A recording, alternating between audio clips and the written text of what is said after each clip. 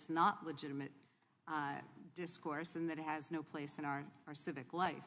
But words do matter, and they have consequences, particularly when uttered by people in positions of leadership. So that's why I remain very concerned by the willingness of some members of Congress to repeat disinformation and conspiracy theories that undermine trust in our public institutions, which serve all Americans. And when elected officials embrace overheated or fact-free rhetoric, it becomes dangerous. I have been heartened, as many national leaders have unequivocally condemned calls to violence, and I would urge all members of this body to do so and continue to do so, regardless of the party affiliation of the perpetrators or the targets of such threats. You and our other national security officials have repeatedly warned us that foreign actors are actively working to spread disinformation, to influence our elections and discredit our public institutions, and we shouldn't be aiding and abetting them. So to live in a country that we aspire to, where our most valued democratic processes like free and fair elections can be carried out unimpeded, and people can run for office, serve their communities, and exercise their right to vote without fear of violence, we've had some concerns about violence around our elections. In 2020, the endorsement and promulgation of falsehoods about the election results by the former president and his campaign led to threats and attacks against election officials and poll workers in Pennsylvania. And those falsehoods also wasted millions of taxpayer dollars on frivolous lawsuits and extraordinary security costs. So as we're again approaching November, we want to ensure that those who implement and defend our elections, our neighbors and our nonpartisan civil servants, can do that important work free from conspiracy theories and threats.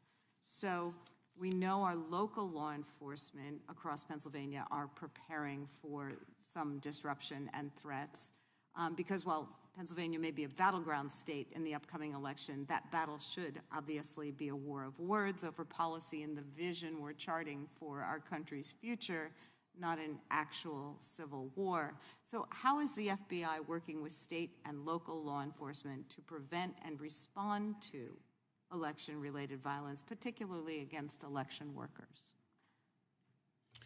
So in a variety of ways, we're partnering with state and local law enforcement. Obviously, the physical security in the first instance, in most of the respects you're talking about, is in the ordinary course, the responsibility of state and local law enforcement. But we play an important role in a number of ways. So we share, threat bulletins, information like that about things to be on the lookout for, things we're seeing. If we ever have specific threat information, then we work to get it to the right people. We have election crime coordinators, which we've had for decades in all 56 field offices, who have existing relationship with not just state and local law enforcement, but election officials, especially focused on security and threat-related issues. And then, of course, we're participating in the Election Threats Task Force that DOJ set up, which is focused on threats of violence or actual violence against election workers specifically. And we've had a number of arrests and even some convictions already on that. Okay. Thank you for your input. I yield back. Gentleman yields back, Director. It's my intention to go approximately another half an hour. Then we will break for the Prime Minister of Israel's address to the Congress on the floor, give you a chance for lunch, and then resume after that. But we'll keep pushing through for the next half hour if we can. The gentlelady from Indiana is recognized. Thank you, Mr. Chairman. Thank you, Director Wray. I think you have a little bit better tone in conversation, so I appreciate it, and answer some questions, so I appreciate it.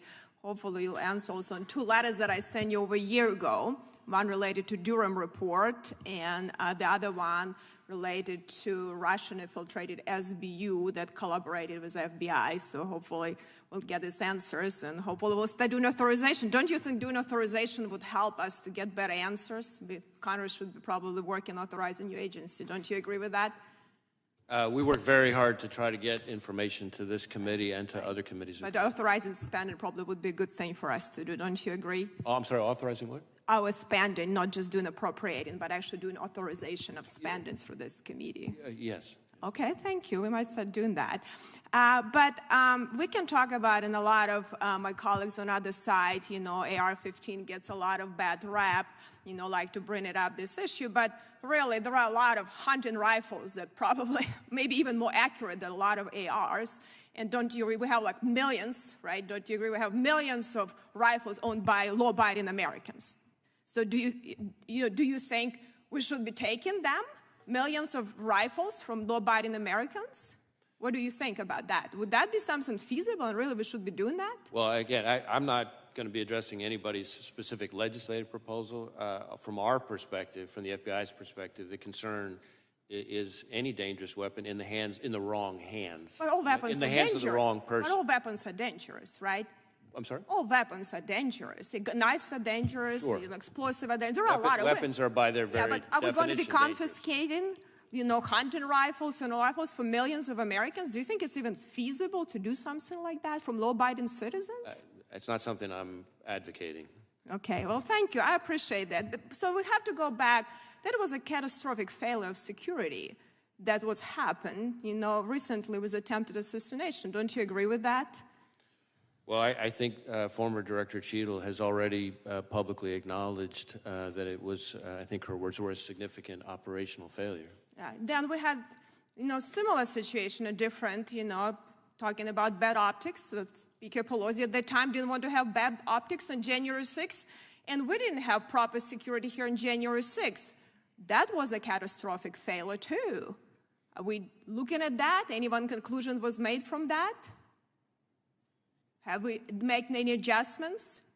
Because I know a lot of people, got hurt now just being here. It was a lot of cases bringing up the Department of Justice, and a lot of them were really just law-abiding Americans that really just upset with the government, and they have a reason to do it. So I think we need to think about it before we prosecute, or instead of actually, looking how we can deal with real criminals and how we can have a proper security when we have events with so many people there.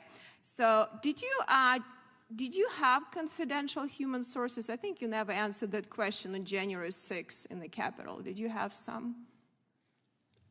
I'm sorry, what's the question? Confidential human sources. Did you have them on January 6th in the Capitol? Well, again, I'm never going to be getting into when and where we Okay, have or have not used confidential human sources. But are you willing to stand the record that you had no confidential human sources that went into Capitol on January 6th?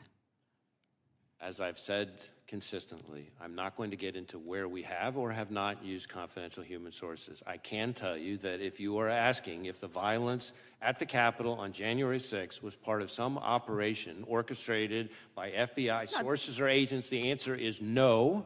No, I didn't ask you that. I asked, so did you investigate any confidential human sources? Did you do any investigation and looking at that? So you're not answering if you had any or not. So if you had potentially, did you do anything you needed to make sure to investigate that none of your sources did anything wrong? If they did wrong, they were prosecuted the same way, like you're trying to prosecute a lot of people that really, even in Supreme Court ruled recently that some unconstitutional charges.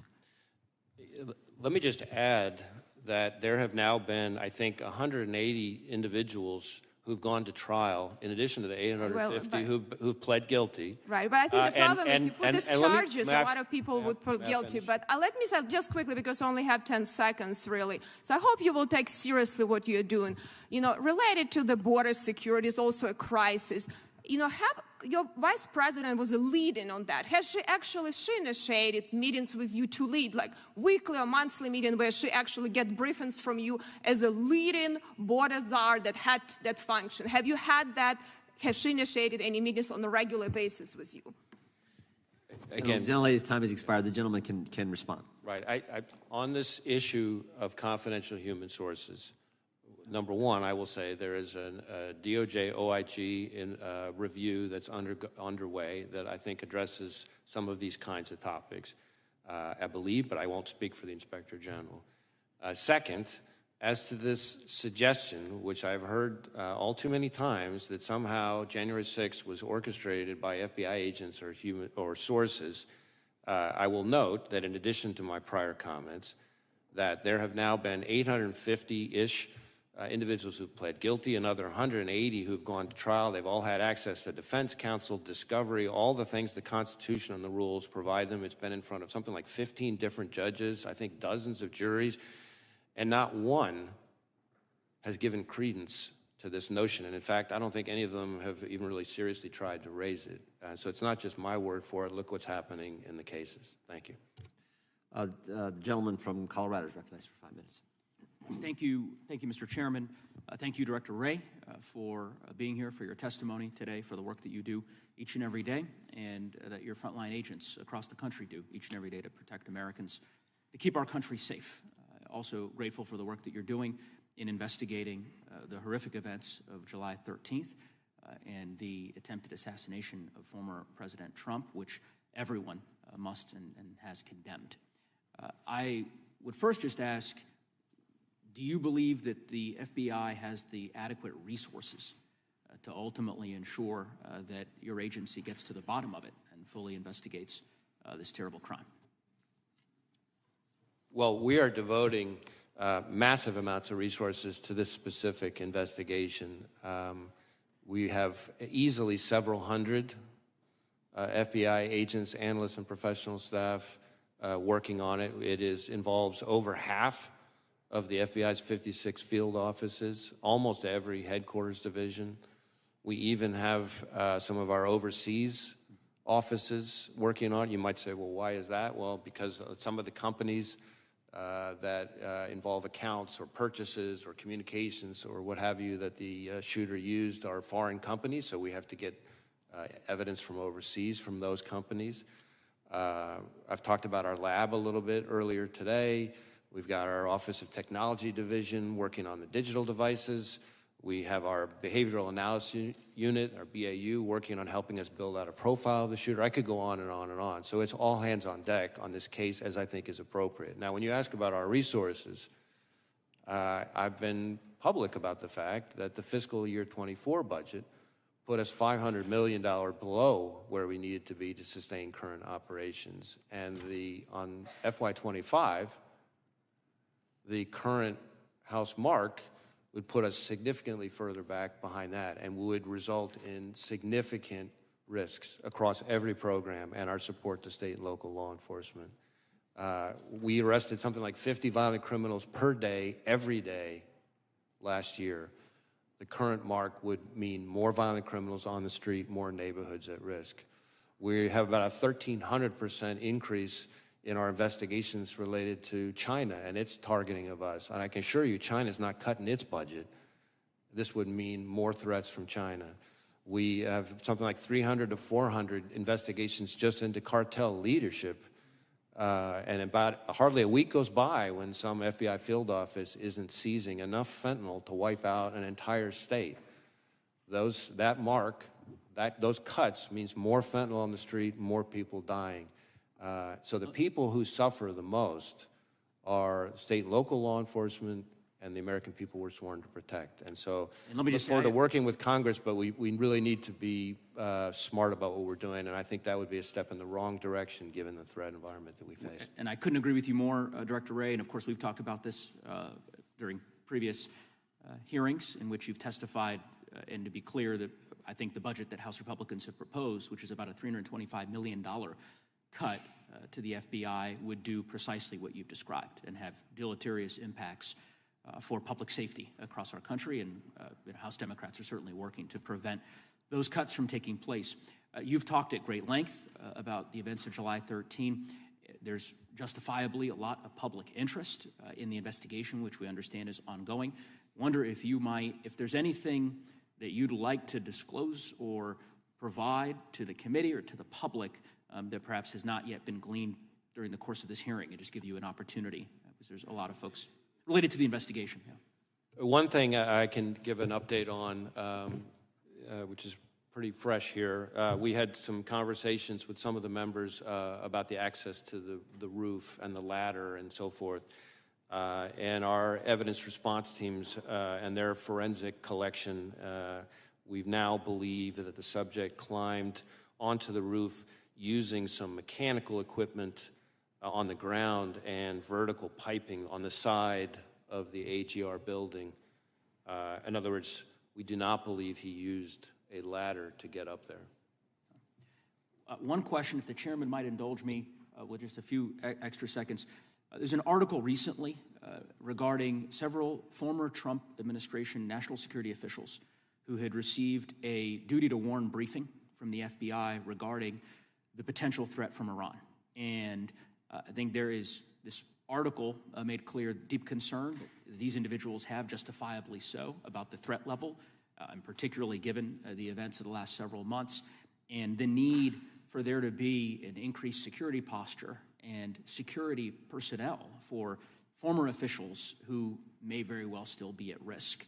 And I don't know if you're familiar with that article. I'm trying not to use names here, but I think would perhaps follow up with your agency and with the Department of Justice more broadly to ensure that any individuals who are potentially facing a threat from Iran or another hostile actor in a foreign nation have the resources they need to have the security available to them.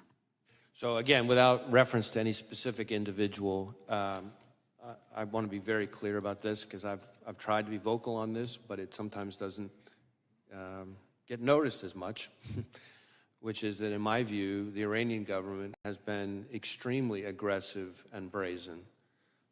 We have seen in the last few years an attempt, I'm speaking just from public information now, an attempt to assassinate a former U.S. National Security Advisor on U.S. soil. We have seen an attempt first to kidnap and then to try to murder an American dissident/journalist who was a critic of the Iranian regime right smack in the middle of New York City. We have seen a cyber attack against a children's hospital in New England that ties back to Iran. We have seen, as I've testified before, as Director Ratcliffe and I announced, an effort by the Iranians to target the 2020 presidential election. And that's all before you even get to the fact that the Iranian government is the leading state sponsor of terrorism. So if that's not enough to convince people that Iran is a threat, I don't know what is. But Director, was there a distinction between what the gentleman from Colorado raised and what you just said, this general concern in these specific instances you talk about, and a direct, specific threat on President Trump that's distinct from what you've been describing as this general concern with Iran? Well, again, I can't get into specific pieces of class. And if so, when? If it was a distinct threat on President Trump, when did that take place? Yeah, all I can tell you, certainly in this kind of setting, is targeting of U.S. officials for the Soleimani strike is something that is a reality that the Iranian government has at times called for very publicly. And whenever there is reporting, let me try to answer your question this way. Whenever there is reporting about any of those protectees, we share the information in a variety of ways, working with the intelligence community, working with whoever is the protective service with responsibility for that individual, and we do it in a timely way using the duty to warn process that was just referred to.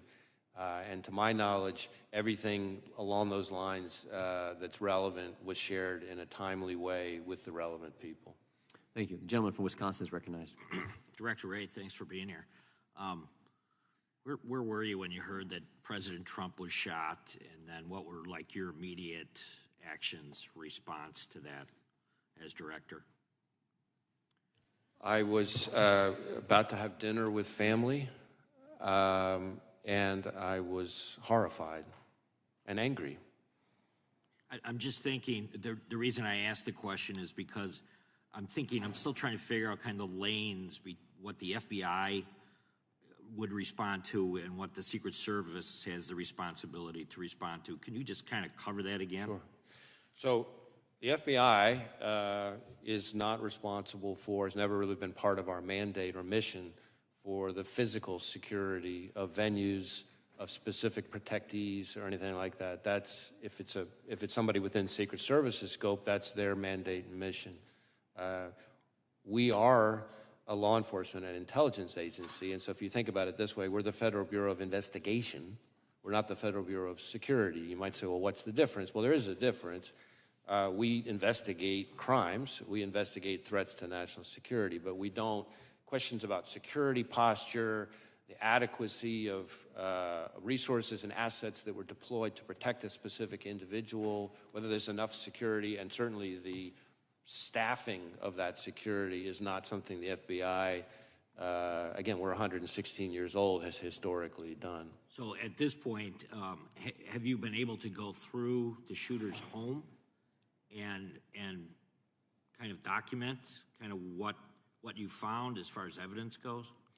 So we have been able to search the shooter's home. So again, just sort of tying your first question to your second question now, our role is to conduct an investigation of the shooter and the attack. And so we're going to conduct a painstaking, intense investigation of that.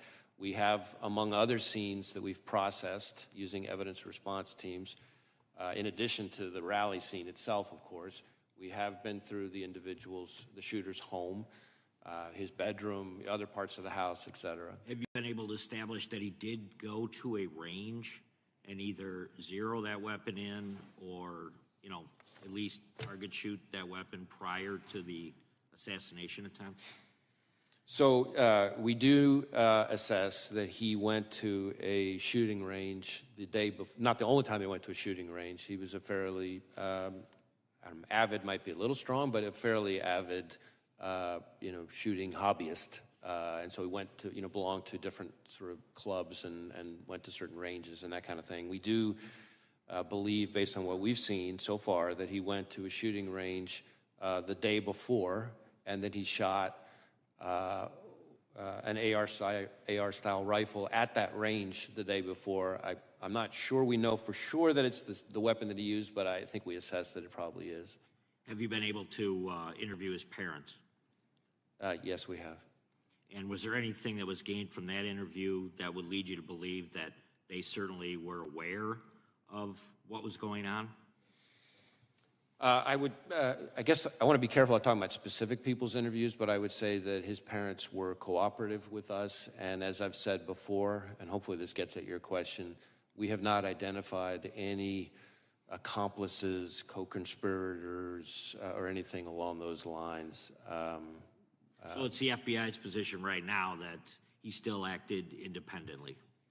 Again, we're still, I know it seems like a lifetime since July 13th, but we're still early stages. But we have not seen anything so far that would suggest to us that he acted with others.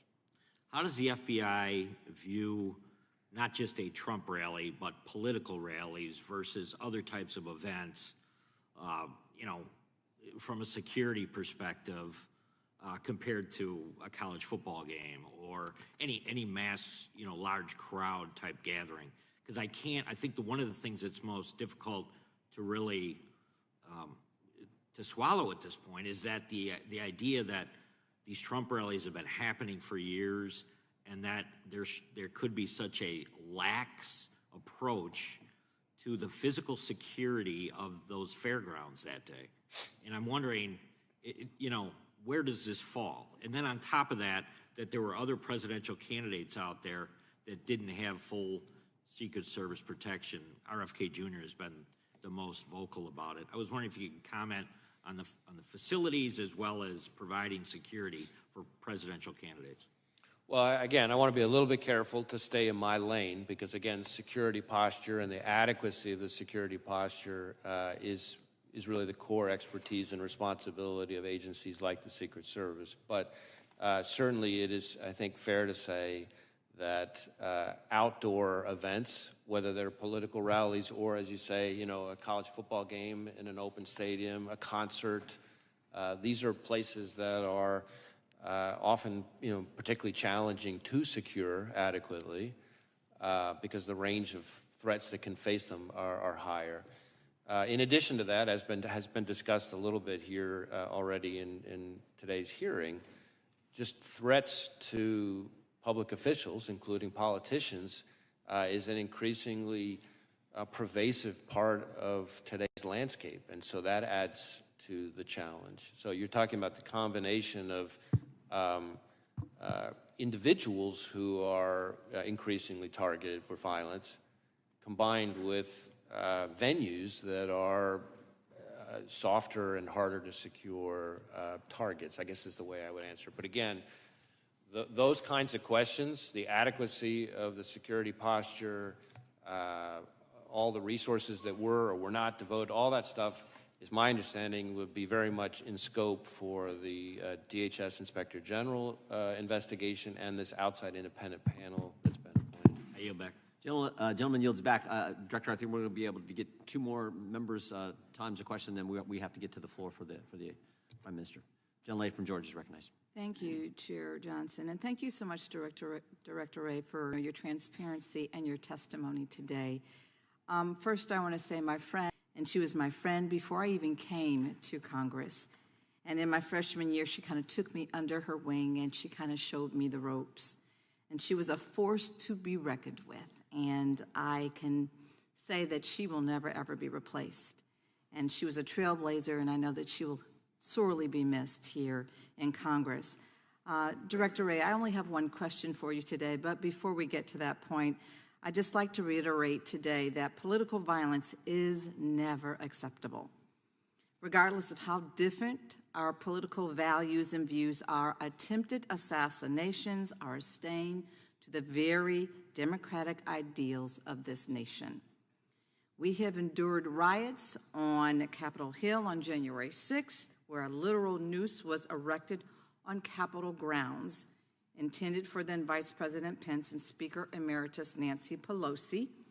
Political violence against election workers, that has been expressed today. An attack on Paul Pelosi, Nancy Pelosi's husband. Threats against the FBI agents, as you have expressed, and prosecutors, and threats to the staff who serve the public every single day. Congressman Connolly's staff was targeted and attacked last year. And now we have the attempted assassination of a former president of the United States. All of this within just the last 3 years. This violence simply needs to end. The assassination attempt on Donald Trump was, by the grace of God, a failure. The weapon the 20-year-old man was able to obtain, an AR-15, generally has a shooting range up to 600 yards and shot Mr. Trump from almost 150 yards away.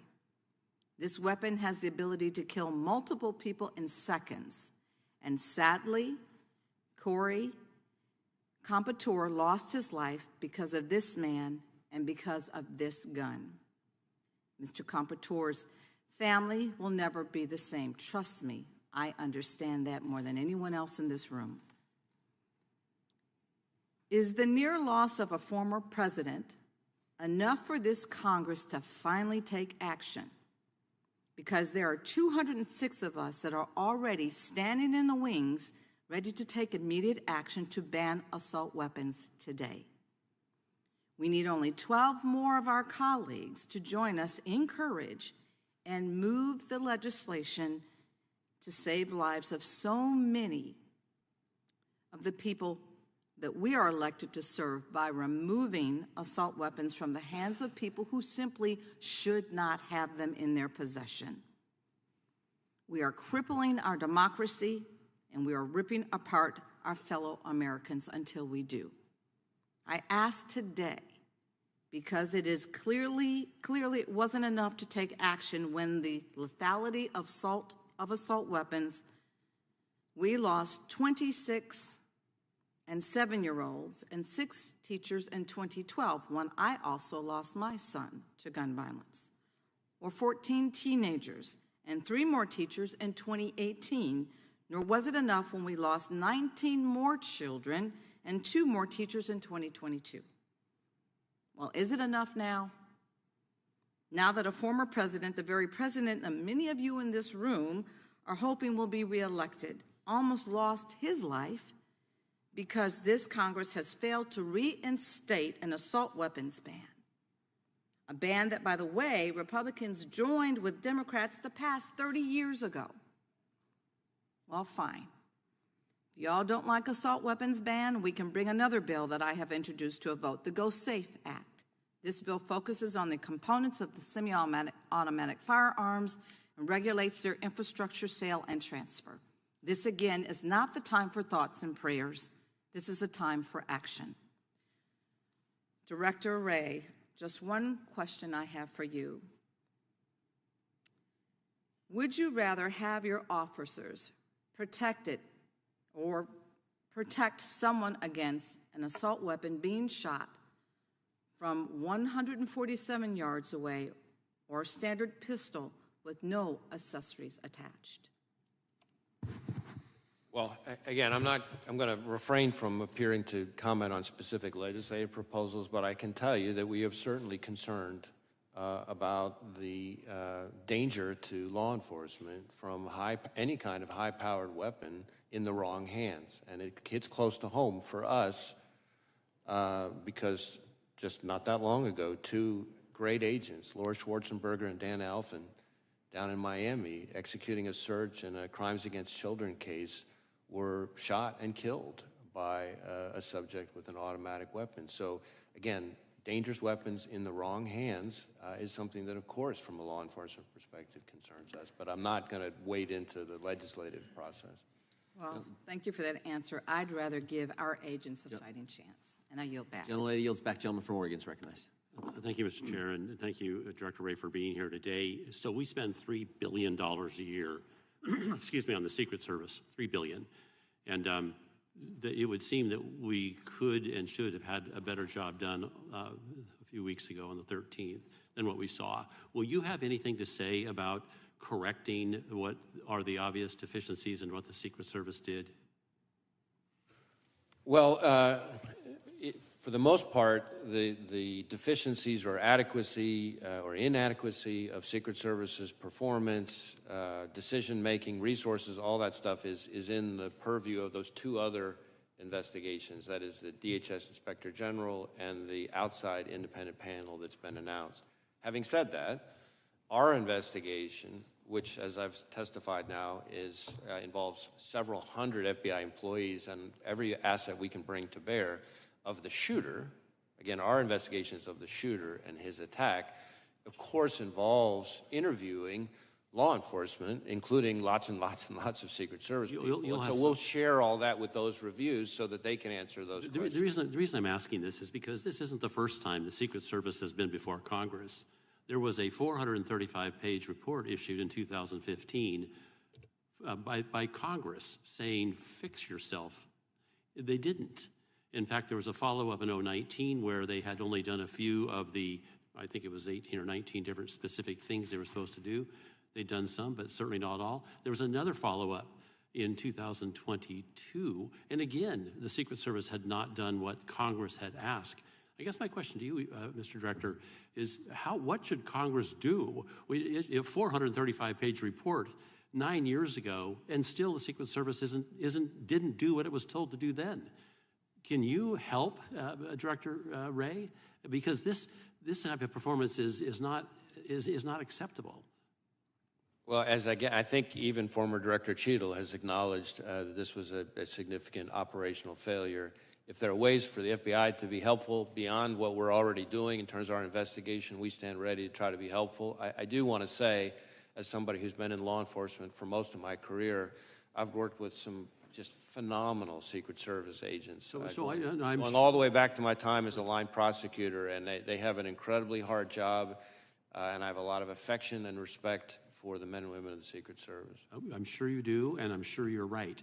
But the trouble is, when Congress says you need to do these 19 things and they don't, something needs to change. Now, the director has resigned, but you're going to be in a position, because your agency is doing such a careful review, to say a lot about what should have been done.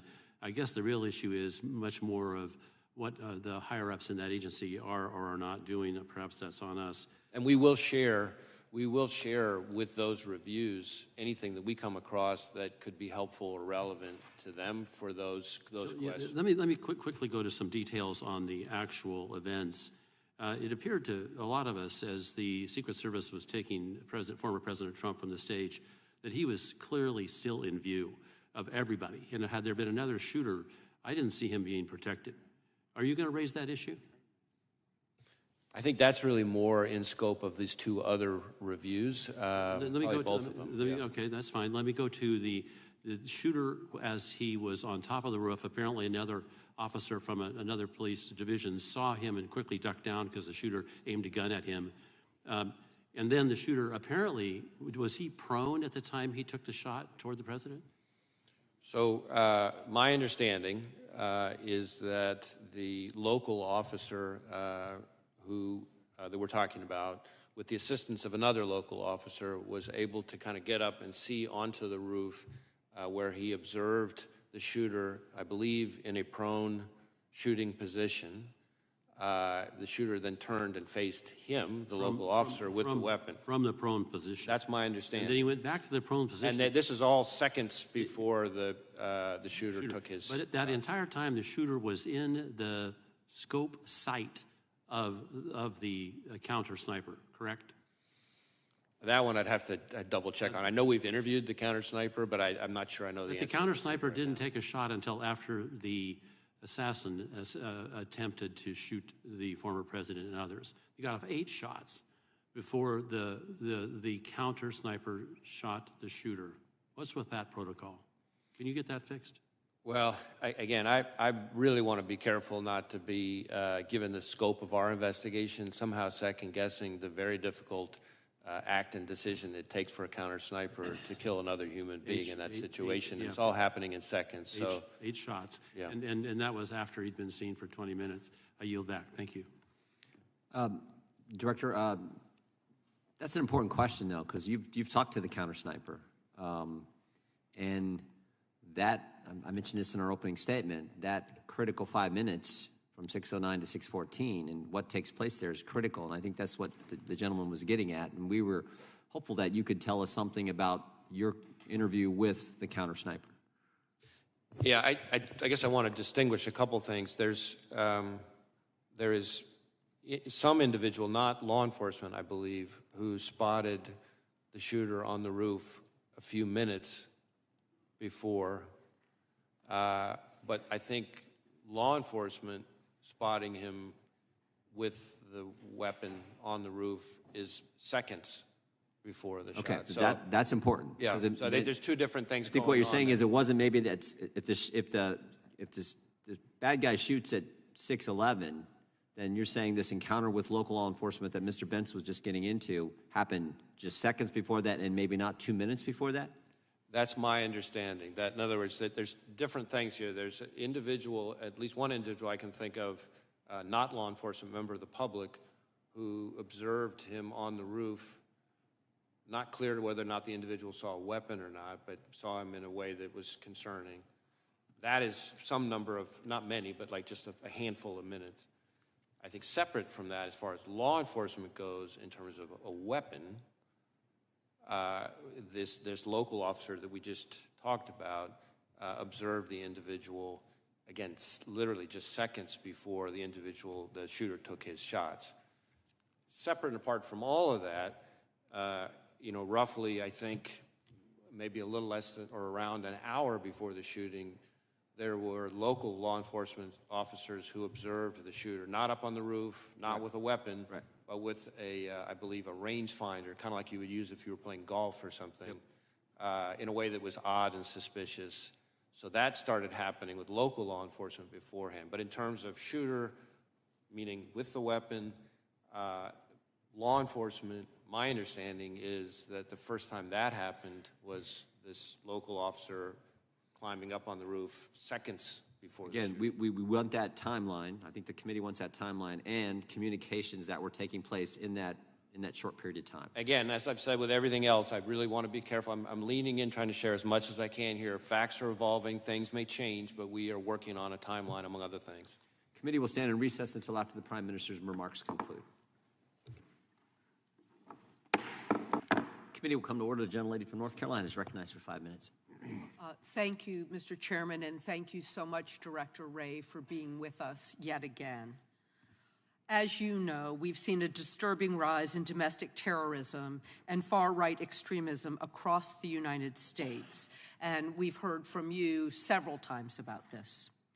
White supremacist and far-right extremist groups continue to outpace all types of terrorism and domestic violent extremism, according to the National Institute of Justice report from this past January.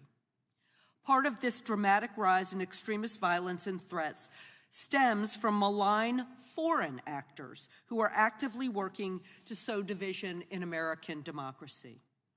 They're desperately trying to inflame extremists and deepen divides, all to support far-right agendas and candidates that will erode our democracy.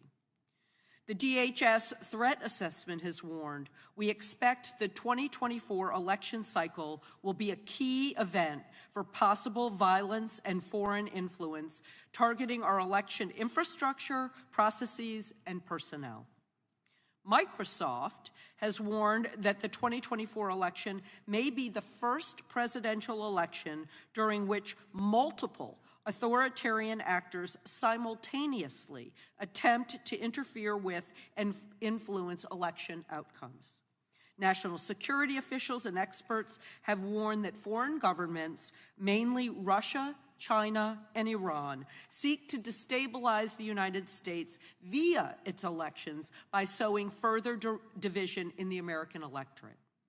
This is happening in the current context of increased political violence in our country against a former president, election workers, judges, members of Congress and their families, and other public servants. I cannot emphasize enough that this is a national security threat. Director Wray, reports have found that these propaganda campaigns will sometimes target racial groups. Why would countries like Russia, China, Iran seek to inflame racial tensions via social media? Well, of course, it may vary from adversary to adversary, but the playbook for authoritarian regimes in today's world is to try to sow divisiveness and discord, to turn us against each other, to capitalize on existing social tensions that they perceive, and to try to, in effect, pour gasoline on the fire and intensify those conflicts that may already exist in our domestic, political scene.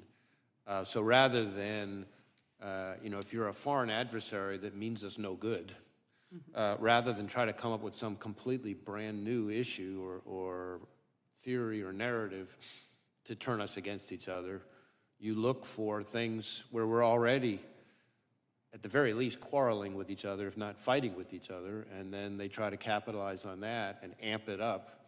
And of course, that can then sometimes, as we've seen all too tragically, boil over or bubble over into outright violence.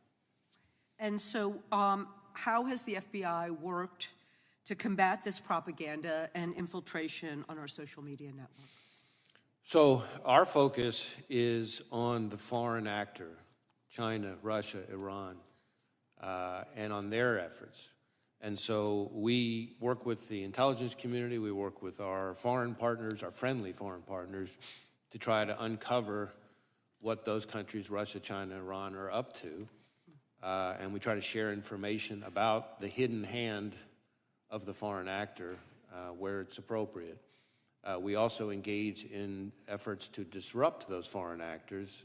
The most recent example with the Russians, for example, is a Russian government-linked generative AI social media bot farm where they were posing as, among others, U.S. persons and not, in fact, U.S. persons, and trying to, again, sow various narratives. In that case, very heavily focused on the issue they picked there was, the war in Ukraine, and again, trying to kind of get everybody turned against each other. We've also seen that, though, from China and Iran. I mentioned China before. We've had a case where we charged, I think it was 34 Chinese Ministry of Public Security, MPS officers, for much the same kind of behavior, creating false personas, pretending to be Americans, and then trying to kind of sow narratives. In that case, in the Chinese case, their narratives were trying to, for example, undermine any suggestion that COVID was the product of a lab leak, or attacking U.S. law enforcement at the anniversary of George Floyd's death, for example. And then Iran, in 2020, we saw them undertake similar kinds of efforts that were disrupted in the I think October of 2020. Thank you, and I yield back. Gentleman yields back. Gentleman from Virginia is recognized for 5 minutes. Director Ray, thank you for being here, and thank you for the information that you've provided today. I greatly appreciate it. This event that occurred, the attempted assassination of President Trump on July 13th in Butler, Pennsylvania, was a level 5 alarm alert to this country that that our elected officials, our leaders, the president, the former president, are not safe, and we need to reevaluate from the ground up exactly how we are to go about providing that protection. The information you provided dealing with 8 cartridges from the roof, the drone, the fact that 2 explosive devices were found in the car, 1 at home, that was a remote detonation device that he had on him, the fact that his phone was using encrypted platforms. He only had 1 phone, correct? Oh, sorry. He had 1 phone, although we've identified other phones that he may have used that may not have been his phone. So, for example, we think in certain instances he might have used his dad's phone. Again, not necessarily related to the attack, but we're trying to make sure that we process and exploit every device he could have used. And we keep, which is part of why I keep making this point, which I know you all are probably tired of me making, about this being an ongoing investigation, because we keep identifying new pieces of equipment, new accounts, what have you. And the fact that you are in real time informing us about what you're finding as you're performing this investigation is very helpful, and clarifying the fact that he went to the range a day before and shot an AR. Now, my understanding is that the AR he used on the 13th was his father's. Is that correct? Well, yes and no. It was originally, his father bought it legally, but then our understanding so far is that his father then conveyed it to him, sold it, in fact, to his son. So originally his father's, at the time of the shooting, the shooter's.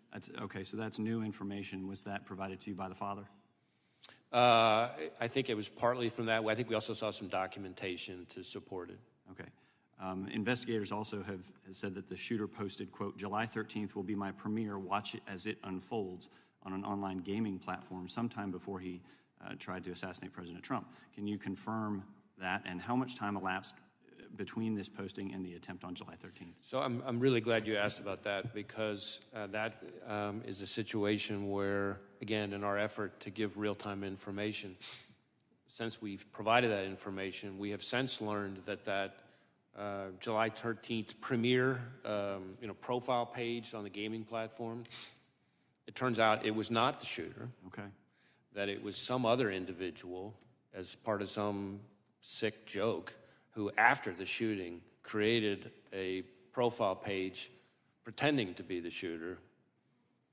Wow. And so, of course, that person is now admitted to it, and but anyway, my point being, among the other challenges that we as investigators have, you have people who create accounts in today's world, pretending to be somebody that they're, and it's not the actual person. Now the so shooter, that's troubling, obviously, and it makes our jobs even harder as investigators. Thank you for clarifying that. Did he have an online gaming account? We do believe he was a gamer, and that he had different kinds of gaming accounts. So that's part of why Any information gleaned from those? Not yet, but again, some of those legal process returns I'm still waiting on. Now, during the attempted assassination, Crooks was wearing a T-shirt from a popular YouTube channel. Have you been able to access his selection of YouTube videos that he's watched? I believe we have seen some of his search history, but I think we've got a ways to go on that. I know there's some manual work that we're doing on that. I think the most notable thing that we've found recently, which I don't think has been shared until today, is that on a laptop that the investigation ties to him, that on July 6th, it revealed a Google search, and his search, if it was him, again, it's a laptop tied to him. We obviously believe it's him, but we'll continue to investigate. But his Google search was, how far away was Oswald from Kennedy? Right. And Horrifying. yes, absolutely. Can you clarify that that you have in your possession all of the video that was taken on that day at the scene? We've collected mountains of video. Part of the reason you commit to providing us with that video? Well, we're going to work with the committee and share information as best we can. Part of the reason I hedged on whether we have it all is, as you can appreciate, in today's world, everybody with a phone has the ability to take footage, and so we're finding things kind of left and right. You have all the law enforcement video. I believe we have all the law enforcement video, but we're still collecting evidence. Okay. And I hope you would provide that to us and to the American people. Thank you. I yield back. Gentleman yields back. Director, just to be clear, the photo and the message on the online gaming account,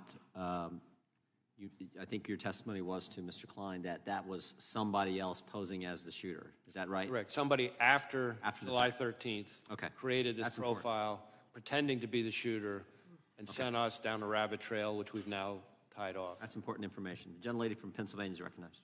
I thank you, Mr. Chairman. Thank you, Director Ray, for being here. And I want to add my voice to the chorus of folks who are just devastated by the illness and passing of Sheila Jackson Lee.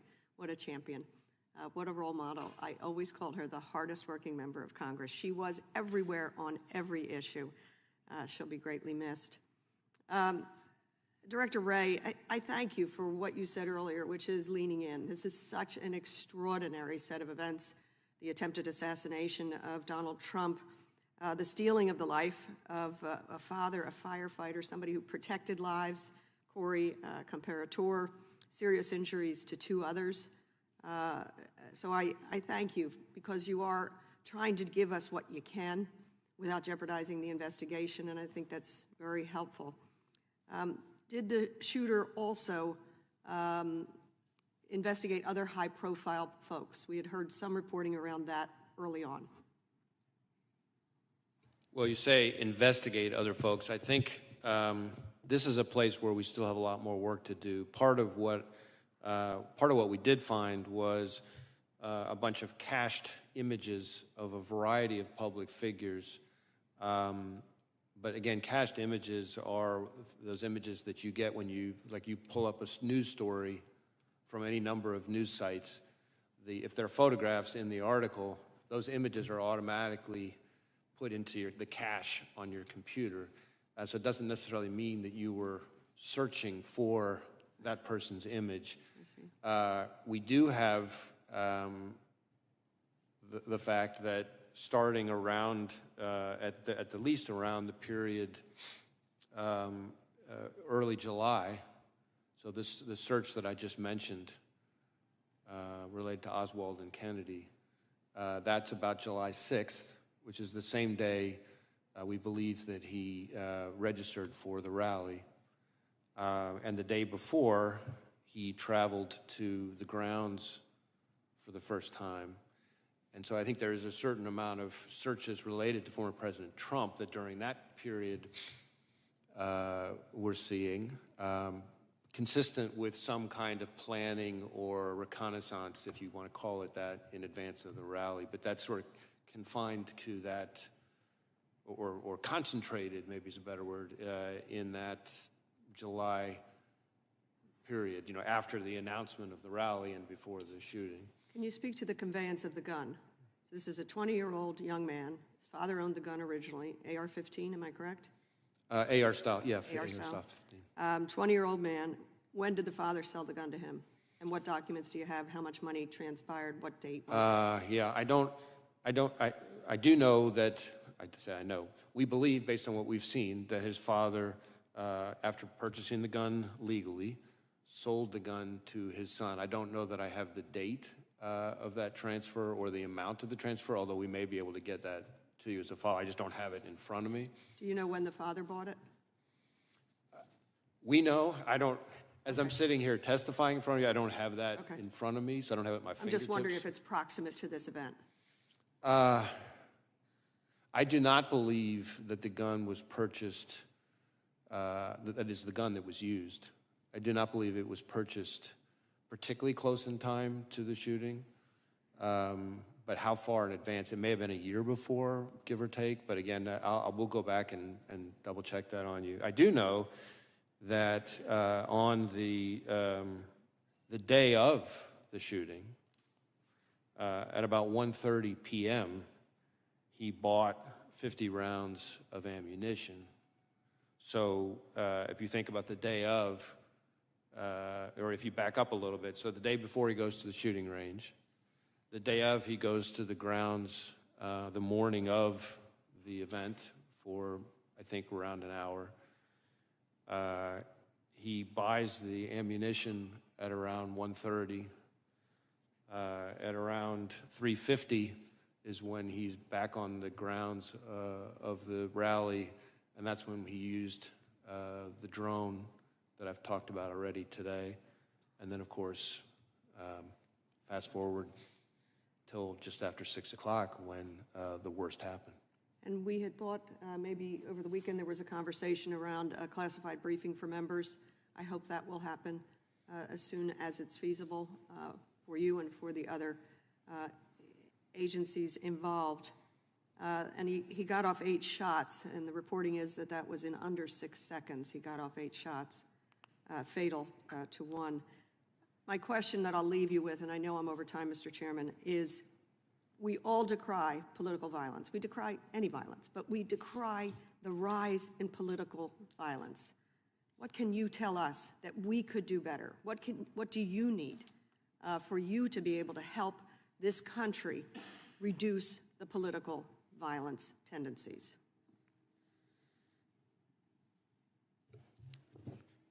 I think this is a moment where, in the most stark way possible, all of us as Americans can see how out of control political violence is in this country. And it's an opportunity for everybody to come together and to try to show that this is not the kind of thing we're going to tolerate in this country. The FBI's role is to focus on violence and threats of violence. But there is a role for others in the public square to address how people communicate in this country. And every day in our jobs, we see in social media, in terms of threats that we get, thousands and thousands and thousands and thousands and thousands of tips reported to us, and the language that's out there is just mind-bogglingly hateful and violent sounding. People sometimes, as figures of speech, use expressions that are very violent expressions, and so that is a part of it. We can all do better in kind of being a little more thoughtful and measured in our language. But again, the FBI's, we got to stay in our lane. Our lane is the violence and the threats of violence. There's a role for everybody as Americans to try to see if we can take the temperature down. Great, thank you. And thank you for the extra time. I yield back. Gentleman from North Dakota is recognized. Thank you, Mr. Chairman. And I really appreciate you correcting the gaming thing about this is my coming out party, because we're asking you to do something, and we've had acrimonious, you and I have actually had acrimonious, but we're not here for a got you moment. We're just not on this. And we're asking you to give us information before the investigation is complete. My only recommendation or suggestion would be when that happens, don't necessarily wait till you ask, because don't wait for us to ask. Because and I'll go through why in a second. I appreciate you coming in. I appreciate you telling us things. I appreciate you guys going against essentially your normal policy of waiting until an investigation is done, because the American people need to know it. But here's why. There's a guy with a rangefinder walking around that everybody noticed and then couldn't find. He's scaled to the top of a roof within 150 yards line of sight to the Republican former presidential candidate by climbing a drain pipe, and then you said some equipment. He was being pointed out by rally goers everywhere they could, and nobody could figure it out. There's maybe supposed to be local law enforcement in the building, either upstairs or downstairs, and all of this is going on. And I was talking to a colleague of mine yesterday on the floor, and it's like, I hate the conspiracy theories that come out, but this is not the FBI's purview. This is the Secret Service's purview. This is so comically, inept to the average North Dakota citizen is just, they look at this and they're like, how could this possibly happen? And so by you giving us information in a really meaningful way, even though we know the investigation's ongoing and things can change, that at least helps us to deal with that and figure out where we're at. And so, I mean, and you're doing all this. This guy had no combat training, no counter surveillance training that you're aware of, right? I'm sorry, I couldn't quite hear He that. had no combat training. Oh, no, I don't think any, certainly no what you and I would call combat training. Obviously, he was a fairly active recreational shooter, so he did plenty of shooting. A lot of guys. No, I don't think any, certainly no what you and I would call combat training. Obviously, he was a fairly active recreational shooter, so he did plenty of shooting. A lot of guys in Western North Dakota, right? I mean, all of those different things. And somehow we came within under of an inch of a presidential candidate being shot and killed within 100 days out from an election. And when you look at it, so I just want to be really clear, because there is a lot of this. There is no evidence of another shooter, right? I mean, another shooter. Yeah. I mean, there's the counter sniper who took out the shooter. Well, right. But you're talking about like another. Anybody else? And you're looking at his online and seeing all that, but there's no evidence he had any other accomplices on scene that day, correct? Correct. Not that we've seen yet, certainly. And you said, and Oversight's had a hearing, DHS had a hearing, we're having a hearing now. The Inspector General's going to investigate. We're probably announcing a bipartisan outside panel. But there's another investigation too, right? Because somebody has to clear the shooter. Like, even though it is a Secret Service officer deploying when an FBI agent kills somebody in the line of duty, what's the process? So we have what we call an agent-involved shooting, is I think what you're getting at. And we have a whole process. Usually get put on leave, paid leave, get a lawyer, depending on how it is, right? Some of those things depend, but we have, our inspection division does a shoot review of each time when there's one of these situations. And they sometimes have to coordinate with local prosecutors who are also doing some kind of review. But so yes, Secret Service would have a similar kind of process for the counter. I mean, because you have to actually establish one of the defenses to homicide. Just like, I mean, you don't do it in a court system the same way everybody else does, but you have to justify that shooting was justified. So when the FBI does that, do they conduct that all internally? Most of the time, yes. Every once in a while, there's a situation where the Inspector General gets involved. Do you know how the Secret Service does it? I don't. Okay. And I just think that's important, because when we're talking about how this works, and I don't think anybody is arguing it wasn't, anybody who's seen it knows what happens, but it's just knowing it and making sure that the process is handled correctly. And I just want to shift gears with my last 30 seconds really quickly, because we had a hearing on the northern border in Grand Forks, and you were talking about specific threats from Iran, but also generally. And we've diverted an exceptional amount of resources at the southern border. Our interactions, 114% increase in apprehensions. And the one specific thing, with all due respect to my friends and my neighbors from Canada, it's a lot easier to get into Canada for some of these countries where we have these real issues with terrorist threats than it is to the United States, particularly Iran. And are you guys monitoring that and making sure whatever coordination you have with Canada that we're paying attention to that as well?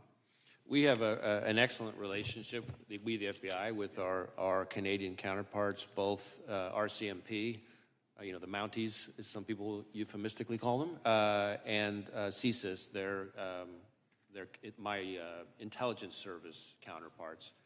We have great relationships with them, and terrorism is, I find, probably the #1 thing we talk about. Yeah, they're understaffed and overworked on the northern border, and they can use all the help you get. With that, I yield back. Gentleman yields back. Gentleman from Maryland is recognized. Thank you, Mr. Chairman.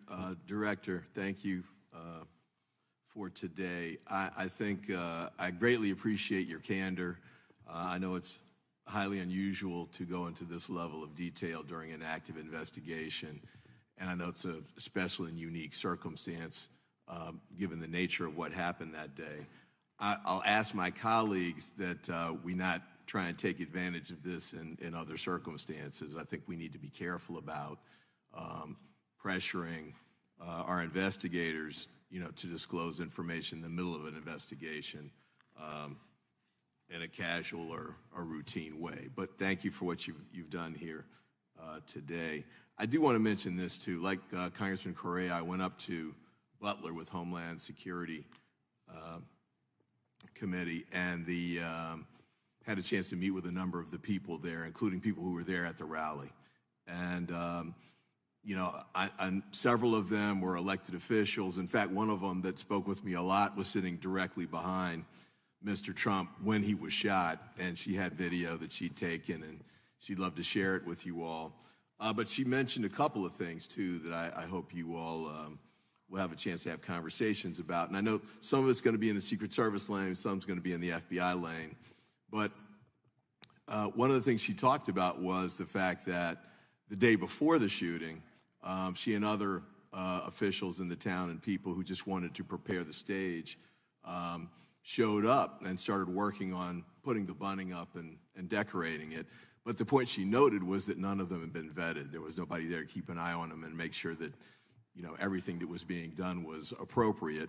And she actually sort of thought in this in the context of hearing that a gun was found, or a gun was perhaps hidden at the site before the shooter was able to get it and use it. I don't know those details, but those are some of the things that came up that day. She also mentioned that there was sort of the outer perimeter. She had a perimeter around the stage that the Secret Service had set up. Beyond that, you had a field, and then you had the building where the company was, and the shooter got on the roof.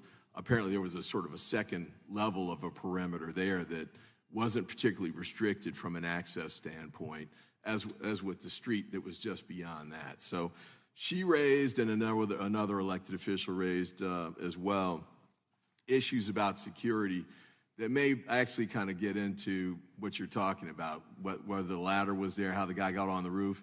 There are all sorts of issues with respect to that. And there was a lot of people, as you said, that had videotape. I talked to 3 that were showing me videos while I was standing out there in the grounds. But I had a couple of questions to ask of you briefly. Apparently, there was no Secret Service recordation of communications during that day. You know, there's no radio runs, we call them, but there's no tapes. Do you know if there are any recorded conversations among law enforcement from that day? I don't know the details of that. I believe there may be some, but I don't have in front of me exactly what we've seen or heard. Okay. And then with respect to email communications, there were a lot of issues about, you know, because my personal view, having gone to the site, was that they just shouldn't have had the rally there. It should not have been permitted. I thought there were just too many roofs. You know, he picked one, but there was like a half dozen others that he could have picked on the other side of the field. And as Eli Crane, a congressman who was a sniper for the U.S. military, said, there was a water tower that actually would have been a better site, probably that Secret Service should have used, but could have been used as well. But had the lead up to that decision, and Congressman Correa raised this, who made this decision about how to pick the site? And apparently there was back and forth between local law enforcement, Secret Service, and the campaign. And I was kind of curious as to whether that's something that your investigation is going into or not. So I think that primarily falls within the scope of the 2 other reviews, that is the DHS Inspector General review and the outside panel, independent panel that's been announced. Certainly we are interviewing law enforcement personnel, but the security preparations, the adequacy of the security preparations. That's the other lane? That's the other lane. All right, I only got 15 seconds left. Quick question for you with probably not a quick answer, but this scenario is kind of the worst case scenario from a couple of standpoints. Got a lone wolf shooter with no red flags that we've heard of so far. You know, nobody should have known that this was coming. He didn't have a criminal record and that sort of thing. Easy access to an assault weapon. I had a discussion like this with, I think, Congressman Roy and Congressman Bishop several months ago. What is it we can do to try and preempt those kinds of scenarios? We've got gun violence all over the country, including in my district. This is one example, but you know, this scenario is the worst possible that I can think of from the standpoint of no intervention prevention efforts that can be put in place to try and address it. But I'm kind of curious if you have any thoughts to the contrary on that. I don't know that I have any magic solution to the problem, and I certainly don't want to be proposing, legislative ideas. That's not really my role.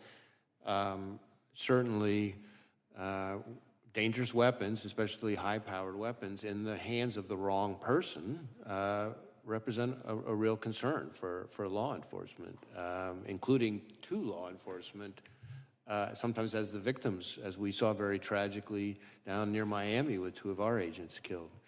But that's probably all I can say on that. I do, while we're on the subject of firearms, Mr. Chairman, I have an answer to Congresswoman Dean's question. I might as well give it now, which is about the purchase of the firearm. I'm told that the father purchased the firearm in 2013, so quite a while ago, and then he sold it to his son in October of 2023.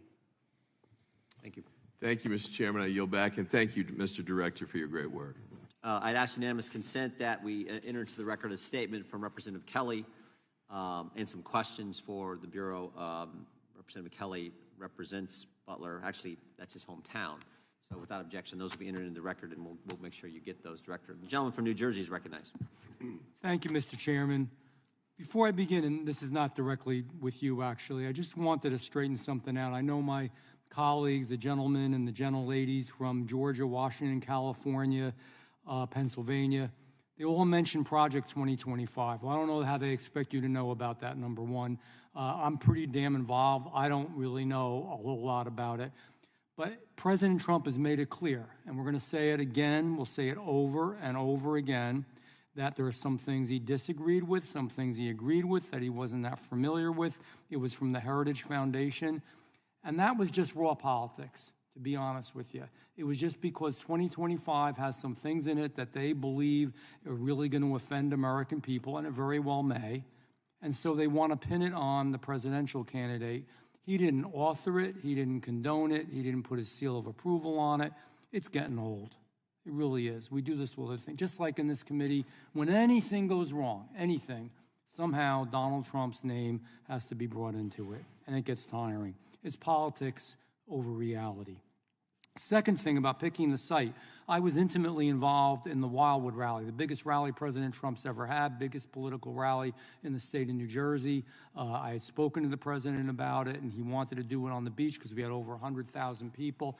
And let me tell you, we had everybody out there because they were concerned, the Secret Service and the local police and the county police, and just about every entity could be. And so they had, behind it was that iconic setting. They had the Ferris wheels on the pier and all the stuff. They had agents up in there. They had agents in the ocean, in the water, in boats. They had people coordinating, working with each other and talking with each other because they knew it was a risk. So we chose a site that was difficult. The president did, and I thought it was a great site. But nevertheless, the law enforcement responded properly. Something went wrong here. You can't blame this on Donald Trump as well. The site was chosen. It's the responsibility of those who serve in law enforcement to make sure that he was safe, period. And I'm sure you'll find out why. On another tangent here, you know, I've got to wonder how many qualified people were passed in order for Director Cheatle to get her 30% quota. That's a lousy way to run an agency, especially when it's dealing with law enforcement, to say we've got to have 30% of anything. And I worry about these practices because it's policy over protection. And Director Wray, I know that some things were left to you. I understand that. But one of your early acts on the Biden presidency was hiring the FBI's very first chief diversity officer. And since that time, and even before your time, and you're going to disagree with me, but respectfully, I'm going to disagree with you. Recruitment standards under your lead has resulted in deterioration in many areas, including physical fitness, illicit drug use, financial irregularities, mental health issues, full-time work experience, and integrity. And I know you dismissed them, but in October 2023, they are a prestigious group of retired FBI special agents and analysts both expressed concern regarding the FBI's willingness to recruit agents that, quote, I'm not saying this, they said it, not me, can't even pass the new relaxed standards for fitness, who are illiterate in some cases and need lessons, educational lessons, don't want to work weekends or after hours, their words, and have serious disabilities or mental health issues, which is not the place for them. Most of your agents are great people. I love them. I love them for what they do.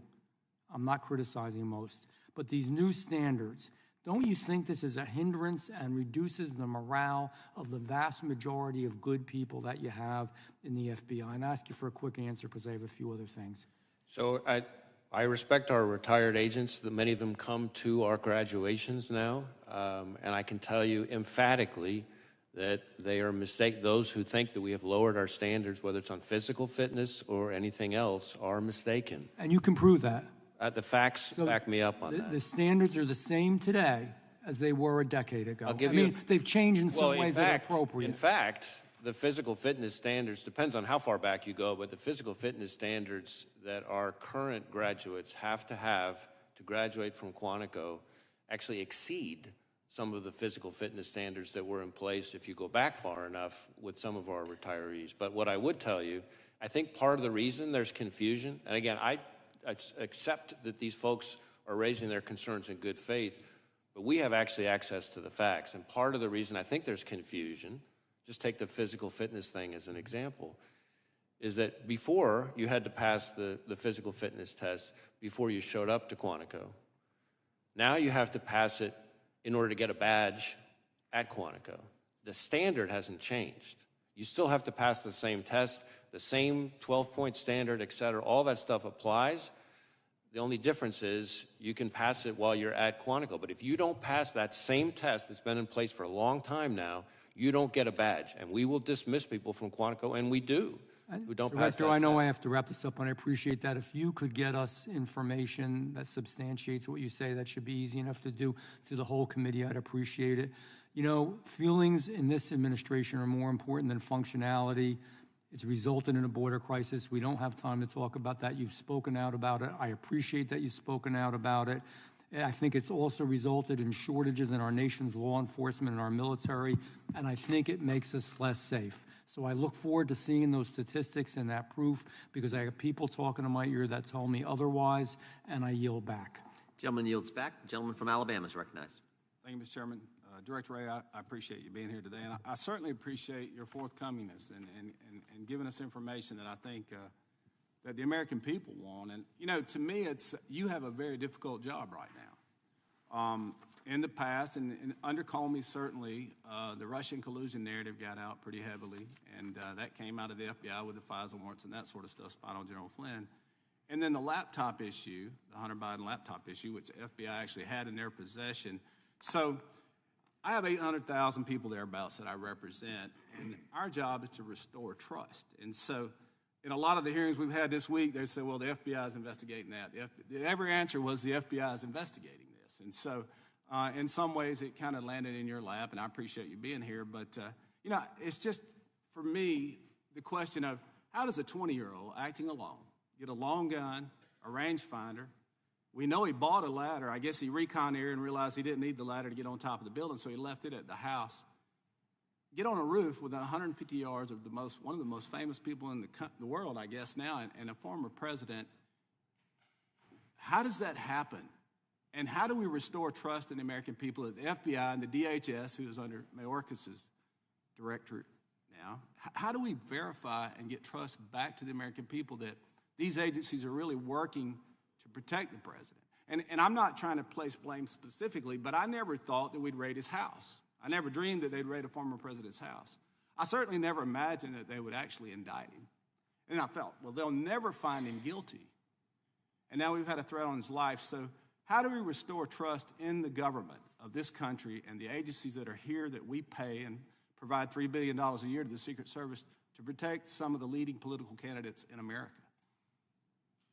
That's a lot. I'm sorry. That's a lot of questions. But I'm going to give you a little room to talk. Right. No, listen, obviously you included a lot, as you said, in your question. And as you might imagine, I disagree fairly strongly with a number of parts of it. But sensitive to the time, I guess what I would say this. I can speak to my approach to running the FBI. Again, the FBI was not involved in the physical security of the rally. That's, we come in as the investigators afterwards. And as I've said before, our investigation is an investigation of the shooter and his attack. There are separate investigations, the Inspector General of DHS and this outside independent panel that's been announced that would be looking at the Secret Service's performance. And those, I think, will be important to trust and confidence, if you will, in Secret Service. But from the FBI perspective, we can't promise that everybody's going to like the results of what we do, right? What we can promise is that we're going to do our best to do the work in the right way. That's all we can do. And so I keep telling our folks every day on this and on everything else, our focus has to be, we got to do the work in the right way. We got to make sure we do the work in the right way, and then no matter who likes it, because everything we do, somebody doesn't like it. And it's a credibility issue at this point. Do the American people trust what the FBI and the DOJ is going to tell them? And, that's the thing with this.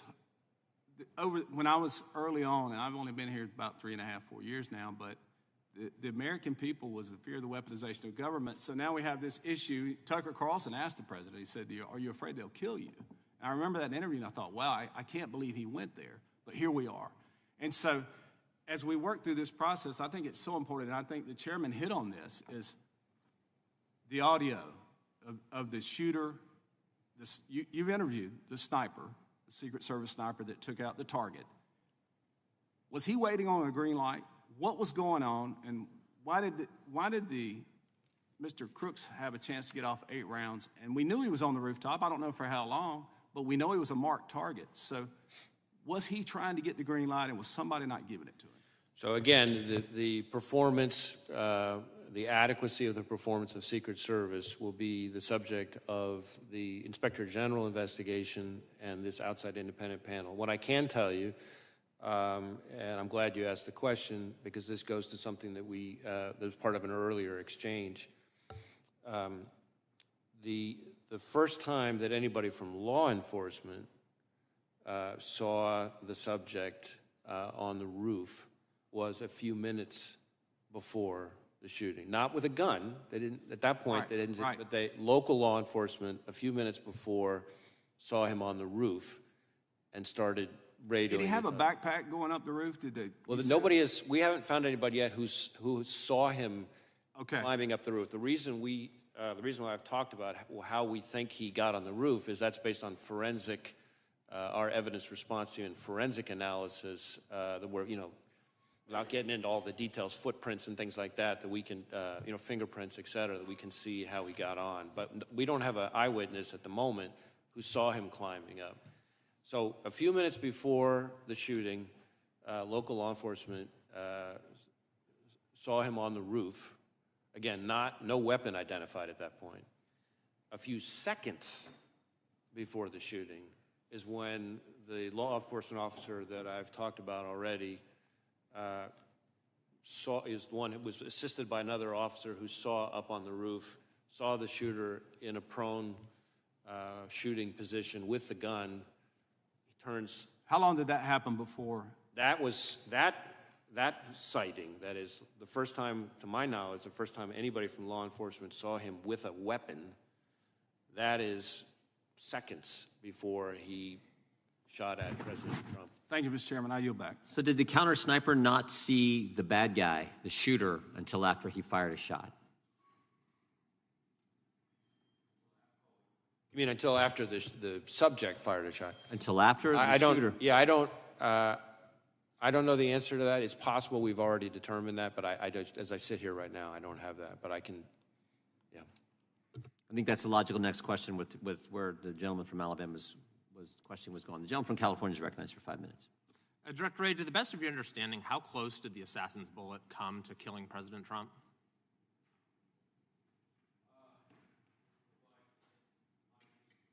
My understanding is that either it or some shrapnel is what grazed his ear. So I don't know that I have the actual very distance. close, though. What's that? Very, very close, you would agree. Yes.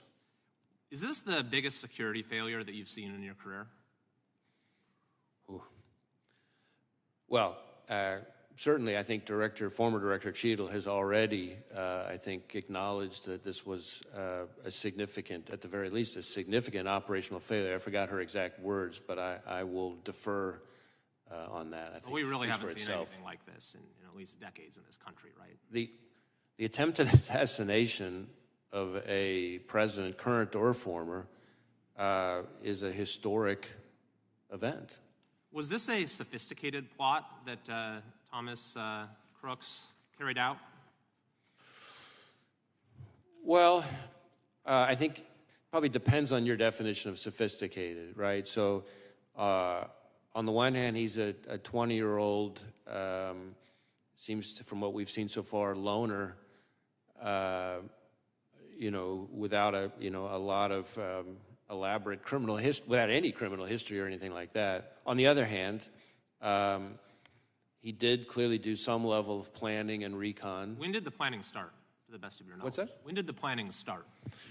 Well, we're still drilling into that, but we assess that on July 6th, so a week in advance. for example, it seems to be that he seems to become very focused on it, because that's when, as I've testified here today, that's when the laptop that we've tied to him has the Google search, how far away was Oswald from Kennedy? I mean, that seems like an indication of a total amateur, right? Someone who's searching for that, and he's doing it a week in advance.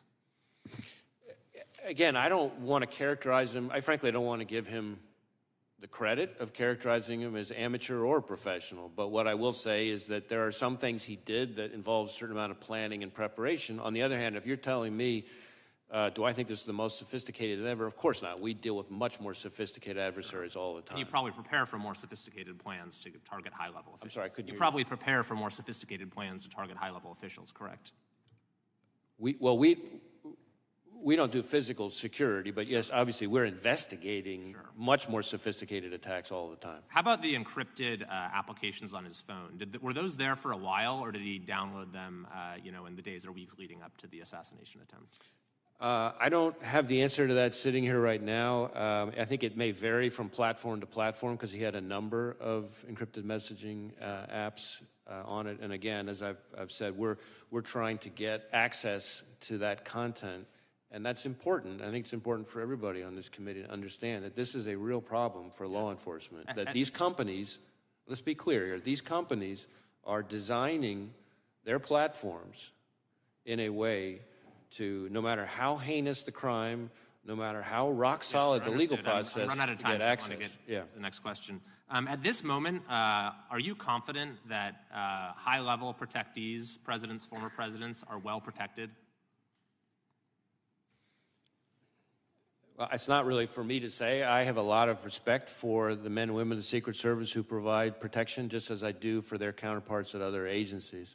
You can't say one way or the other. Your assessment as director of the FBI whether the president is safe?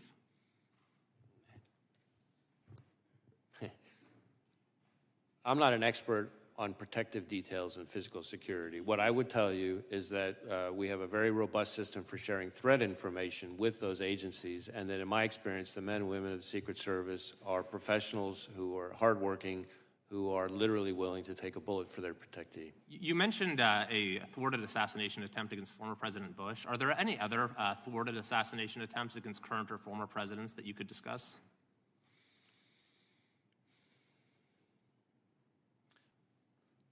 Not that immediately come to mind, but I'd have to go back and think about that. I mean, obviously we've been around for a while, and current and former presidents are high-profile targets who are attractive to all kinds of bad guys. Sure. There's also been reports that the shooter's parents called local law enforcement to say he was missing on the day of the shooting. Is that correct? And if so, is that something that you would see as a sort of a natural thing for them to do? It seems like a 20-year-old who's been missing for a few hours. Maybe his parents don't, first thing they do, call the police. What was going on with that situation?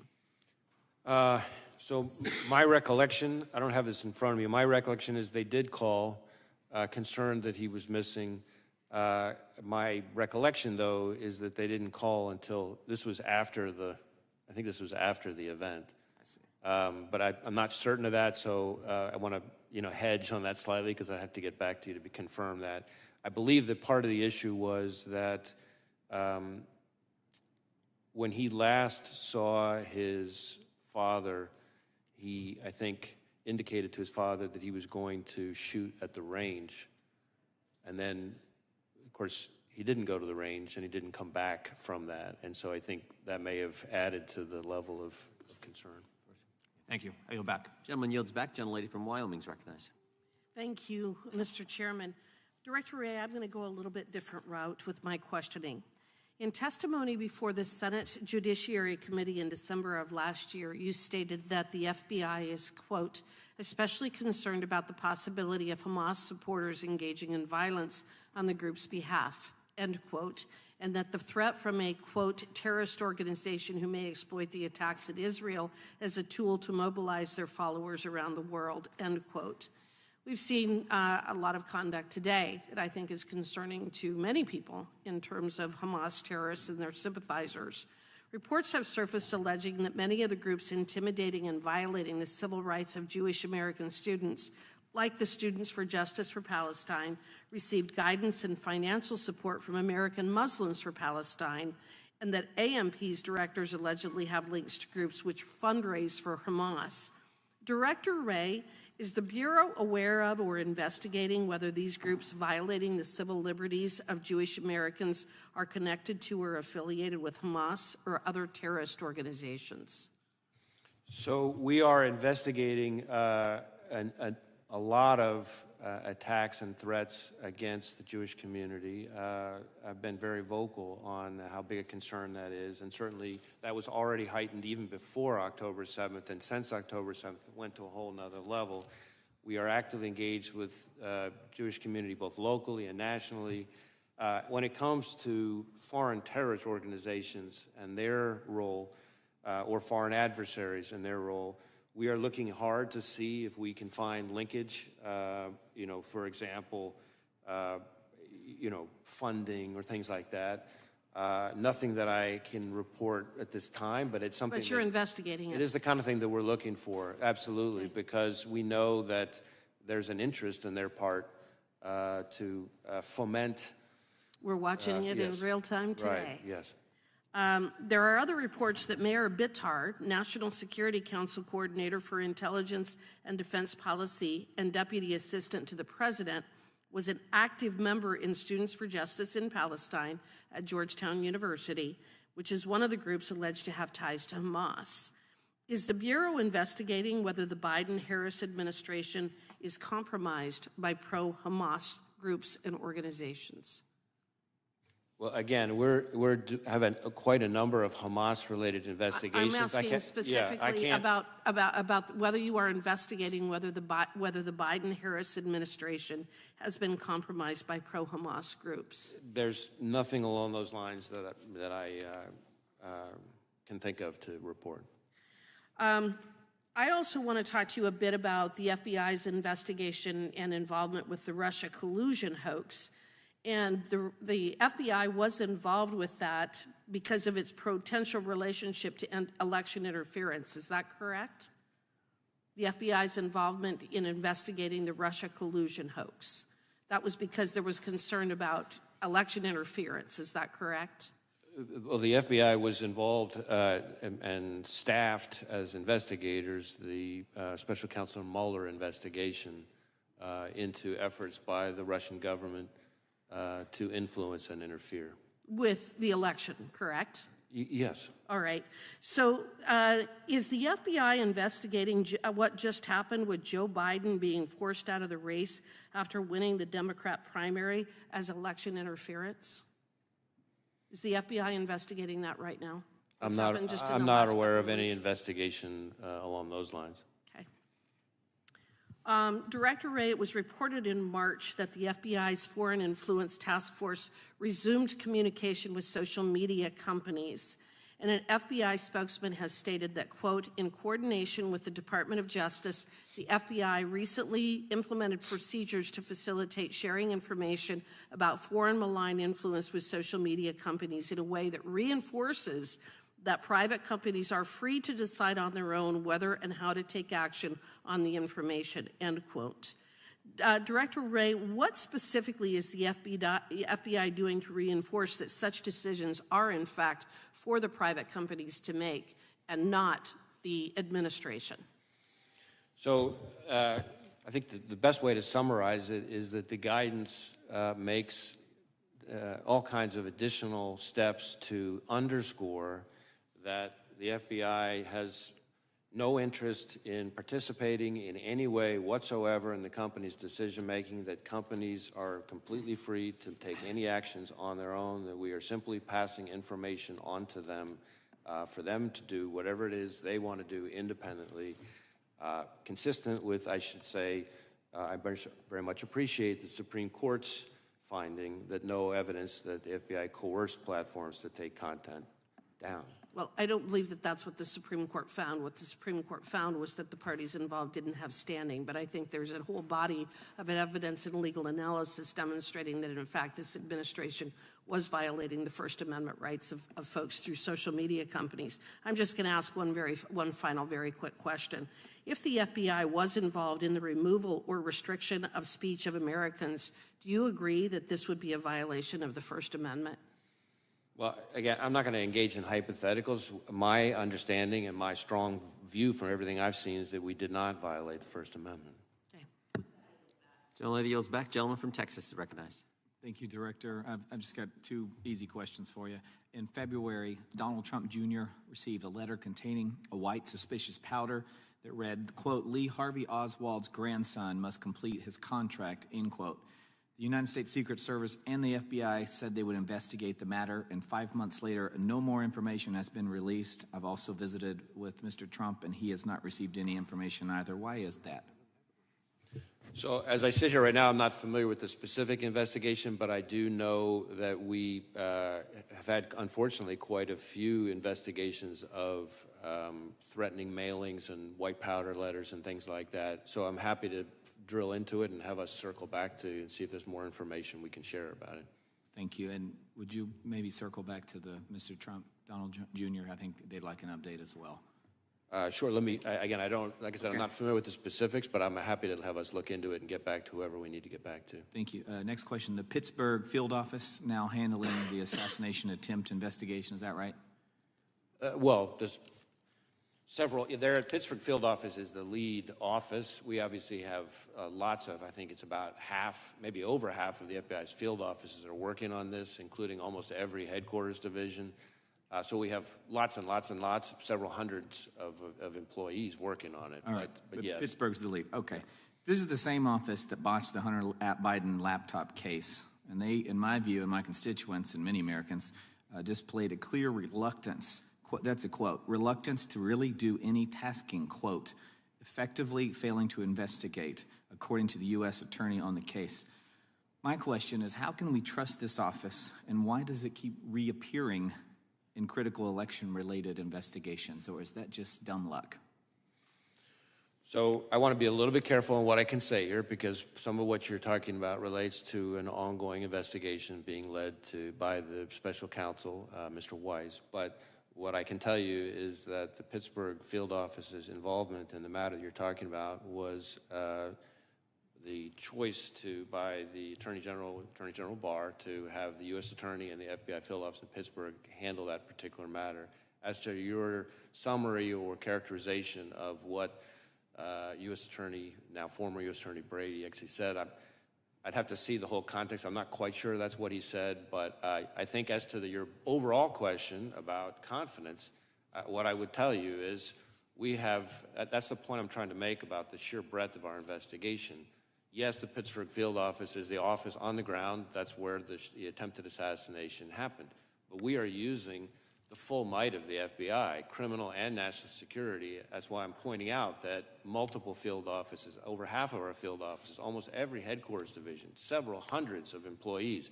These are people who are working around the clock to deal with this historic attack. And I have the utmost confidence in those hundreds of employees, agents, analysts, and professional staff, and the American people should too. I yield to Mr. Jordan. I appreciate the gentleman yielding. Director, I guess I'm not clear exactly where you said there were 8 shell casings on the roof, so 8 bullets were fired. We obviously know that Mr. Comparatori lost his life. Two other rally goers were injured, seriously injured, and then the one that hit President Trump. Does that account for, were some of these individuals hit multiple times? Where did all 8 bullets go, is I guess my question. I don't have that in front of me. I'm happy to circle back and get that to you. It's assuming we have that information yet. As I said, I think with respect to former President Trump, there's some question about whether or not it's a bullet or shrapnel that that hit his ear. So it's conceivable. Although, as I sit here right now, I don't know whether that bullet, in addition to causing the grazing, could have also landed somewhere else. But I believe we've accounted for all of the shots and the cartridges. So let us get that. It's my understanding that the very first one was the one that hit the president. Is that the very first shot, or is that not accurate? I don't, as I sit here right now, I don't know the answer to that. I believe we know the answer to that. I just don't have it in front of me. Okay. Is there any chance I mean, it seems to me that this bad guy, the shooter, was focused on President Trump, but you indicated that he purchased 50 rounds of ammunition, I believe, earlier that day. Do you have any indication thus far in your investigation that in addition to going after and trying to assassinate the former president, he was also looking to do a lot more damage to other individuals? That's a hard question to answer. What I would say is I agree with you that his preparatory activity is what we've seen so far, the limited information that has been relevant and interesting about his preparatory activity does seem to be that he had settled on former President Trump as a target and this rally as his moment to try to take a shot. But in addition to the 50 rounds, of course, you have the issue of these explosive devices. Right. And so what else he may have had in mind is something that I think is very much of an open question. On the one hand, you have these explosive devices, including the one still back in his home that wasn't in quite the same stage as the one in the ones in the vehicle. But he clearly had those explosive devices for some reason. And so we're trying to figure that out. As I've said before, sometimes in these kind of situations, you find like a manifesto or something like that. It's frustrating to us, and I'm sure frustrating to you and the American people, that we haven't found anything quite like that. We'd love to have a roadmap that tells us exactly what he was thinking. We haven't found that yet. Doesn't mean we won't. We're looking all over the place, and we're going to leave no stone unturned. Thank you. A gentleman from Texas is recognized. Thank you, Mr. Chair. Thank you, Director, for being here today. I know it's been a very long day, busy day on Capitol Hill, and also I want to apologize in advance if there's any repetitive questions from me. But I have to ask, given that our sitting president resigned from the campaign on Sunday and the Secret Service Director resigned yesterday, you don't plan on resigning anytime soon, do you, sir? No, sir. Good to go. Earlier today, you told this committee that you recovered 8 bullet cartridges from the roof next to the shooter. And given that testimony, I have 2 questions for you. How many shots were fired at President Trump, and how many shots were fired in total of the entire day? I know I keep hearing 8, but were there any more that were unaccounted for? The best information I have right now is 8 shots. As to the sequence, I'm not sure I have that sitting here right now. As I said to the chairman, I'm going to go back to my team and see if we've got that nailed down yet. And if we have, I'm happy to share it with you and the rest of the committee. Please do, sir. Thank you very much for that. You also mentioned that the shooter used encrypted messages to communicate. Specifically, do you know what apps or what apps he was using to communicate, and can you confirm if he was communicating with any foreign nationals through the encrypted messages? So as to the names of the apps, I don't have that right here in front of me. As far as communicating with any foreign actors, I'll say 2 things. One, We haven't, as I think I've testified before, but we have not, at the moment at least, identified any accomplices or co-conspirators, foreign or domestic. So that, as to foreign contacts, of course, that's part of why we want to get access to the encrypted messages, because that might tell us whether he'd been in contact with somebody. Thank you. Let's talk about motive. I know the FBI has taken a lead role in investigating the assassination on President Trump. Your team has searched the shooter's phone, conducted countless interviews, done extensive research into his motives. As of today, July 24th, 2024, do you and your team know the motive of the shooter or have any idea on what could have driven it? Well, know and have any idea are two very different things. Okay. We do not know the motive. That is obviously one of the central questions in our investigation, and it's been very frustrating to us that a lot of the usual kind of low-hanging fruit places that we would find at have not yielded significant clues about his motive. Okay. Having said that, we have seen indications that he was interested in public figures, and that in the period around July 6th leading up to July 13th, he does seem to have become very focused on this particular rally and former President Trump. But exactly what his thought process was in doing that, that's something that's still very much under investigation. I want to make something clear to the American people to try to help out what motive could be. And again, it's not my job to steer it, but here are some of my thoughts. I'm not sure about motive either, specifically, but I can tell you that after this assassination attempt, people on both sides have said that both parties need to tone down the rhetoric. But recently, just on Monday, in fact, President Biden called into the Harris campaign event and said that President Trump was a threat to democracy. Just take a look behind me at these photos. This is a magazine cover of the New Republic from June 2024, published just 1 month before the assassination attempt on President Trump. In a tweet explaining the cover, the New Republic said this: "Today, we at the New Republic think we can spend this election year in one of two ways. We could spend it debating whether Trump meets the 9 or 17 points that define fascism, or we could spend it saying he's damn close enough and we'd better fight. We unreservedly choose the latter course." Now, sir, I know you said that the FBI doesn't have a clear motive yet, and you've explained that, but in your professional experience as an investigator, do you think that language like this could radicalize someone to engage in political violence?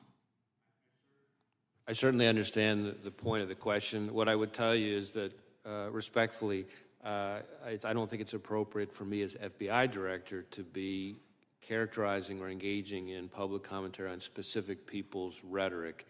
And that's because it's not that I don't understand why you're raising the question, but I'm saying that in my role, I have to be very careful to make sure we speak through our work, and we speak through our cases and our intelligence products, not the FBI director chiming in the public square on different people's political commentary. I understand.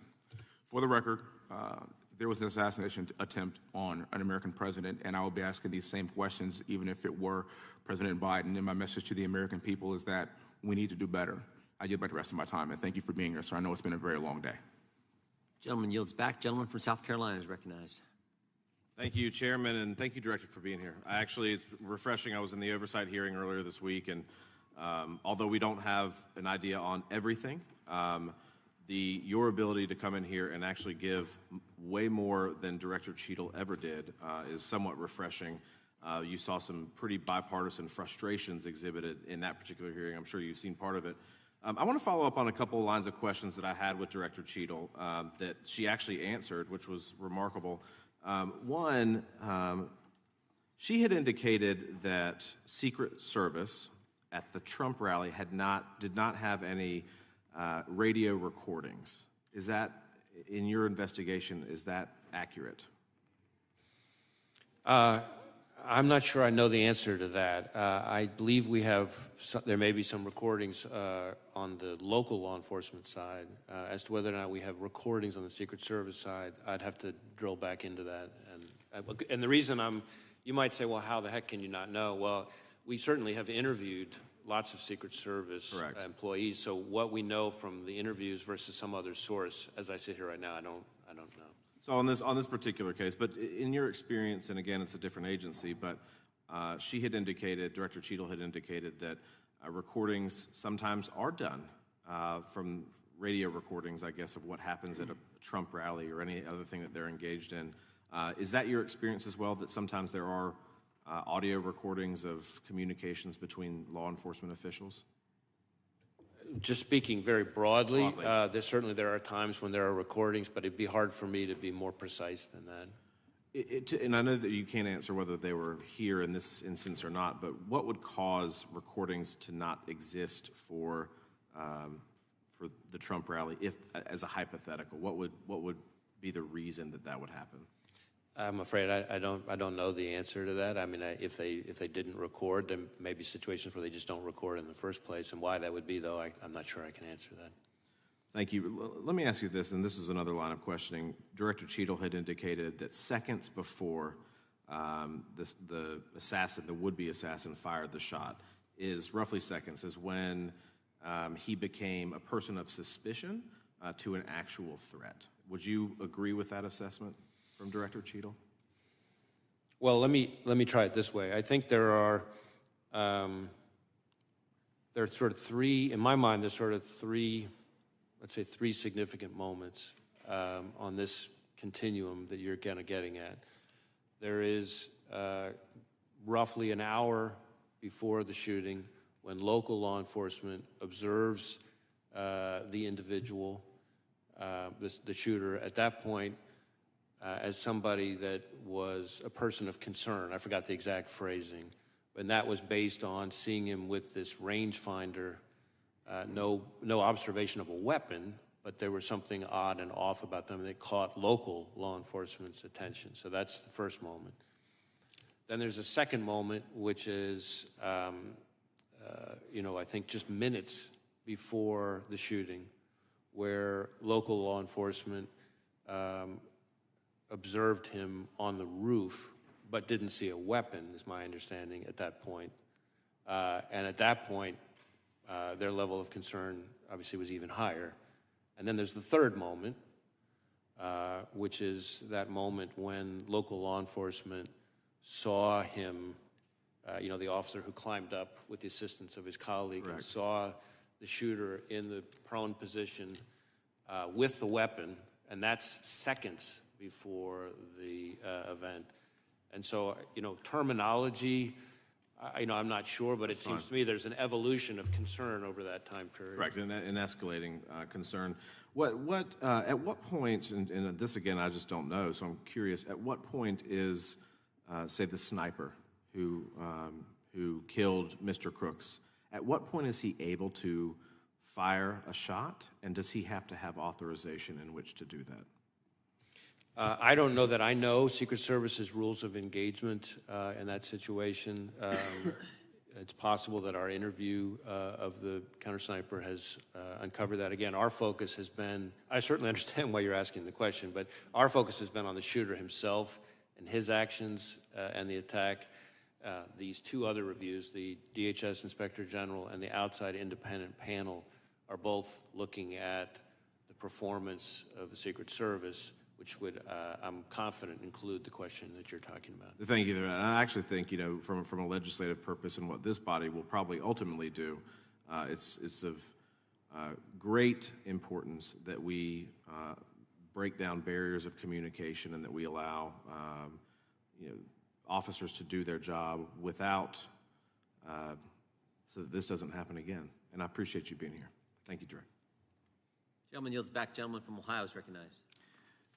Well, once again, as Congressman Fry said, we want to thank you for your time and a lot more information today than Monday. So thank you for that.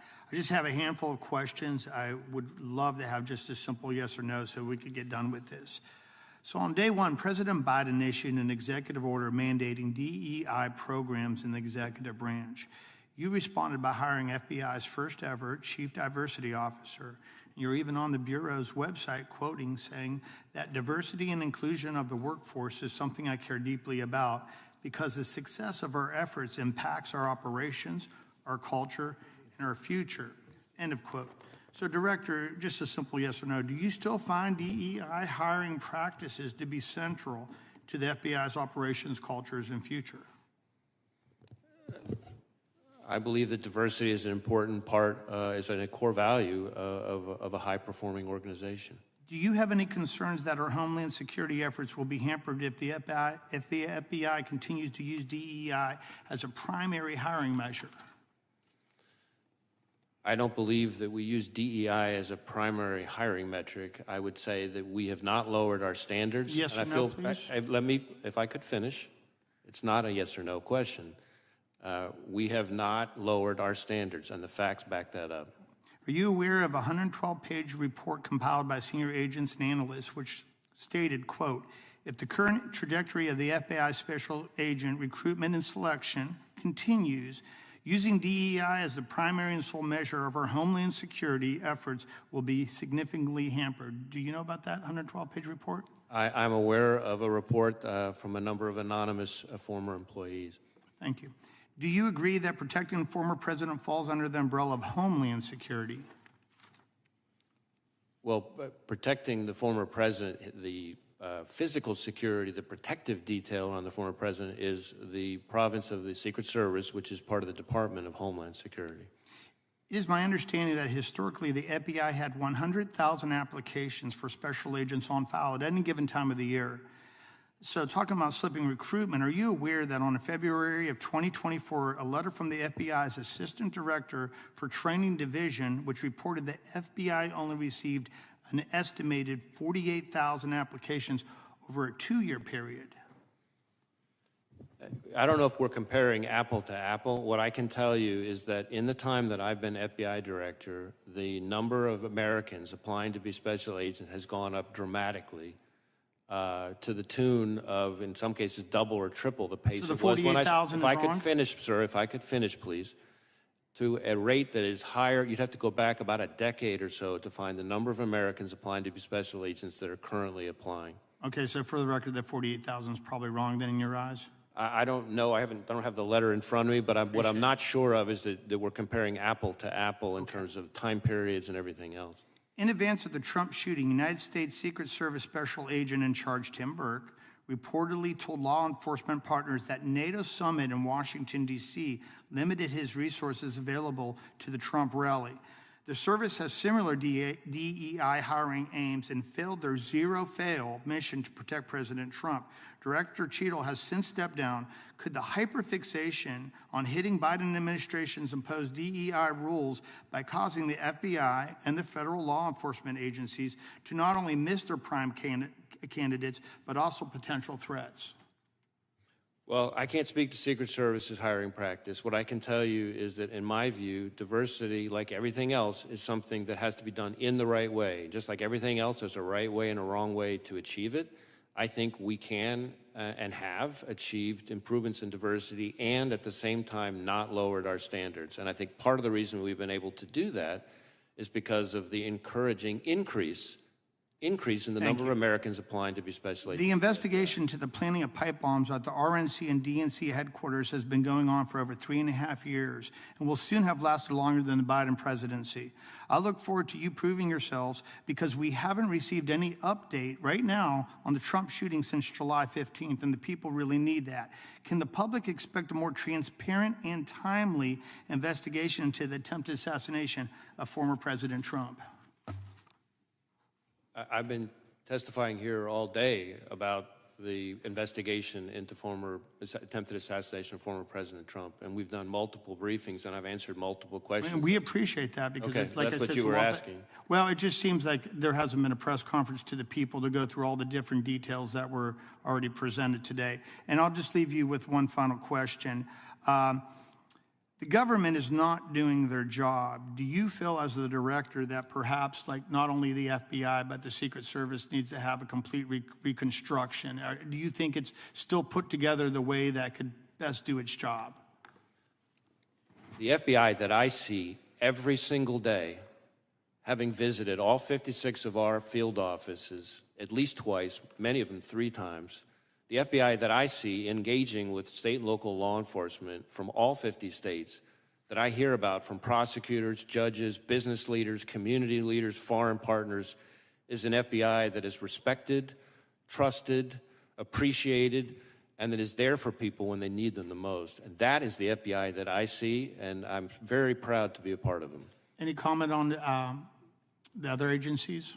No, I'm not going to comment on other agencies. Appreciate your time, sir. Yield back to the chair. Gentleman yields back. Director, I have just a couple quick questions, but I want to give to the ranking member a chance to say some remarks or questions, and then we'll be done. Thank you, Mr. Chair. First, I'd like to say, as somebody, when I grew up, I watched The Untouchables, and I think Elliot Ness would be proud of you. I don't know about J. Edgar Hoover, but Elliot Ness for sure. Let me ask you this. In Memphis, you put Memphis and Nashville's FBI together, kind of consolidated, and in one office. And I know you've worked with our U.S. Attorney and others to work on our crime situation there, and it's gotten better. But is this change in the FBI relationship there where we're not going to have an office necessarily? Tell me how that's going to affect Memphis. So I want to be very clear. We're not leaving Memphis. What we are doing is... Nobody should leave Memphis. In fact, most of the songs are about people going to Memphis. We are... They leave Nashville. They go to Memphis. Recognizing population growth and the threat environment, we have instead taken, if you look across the state, instead of having 2 field offices in Knoxville and Memphis, we're creating a Tennessee division headquartered in the middle in Nashville. But we are keeping the offices in Knoxville and Memphis.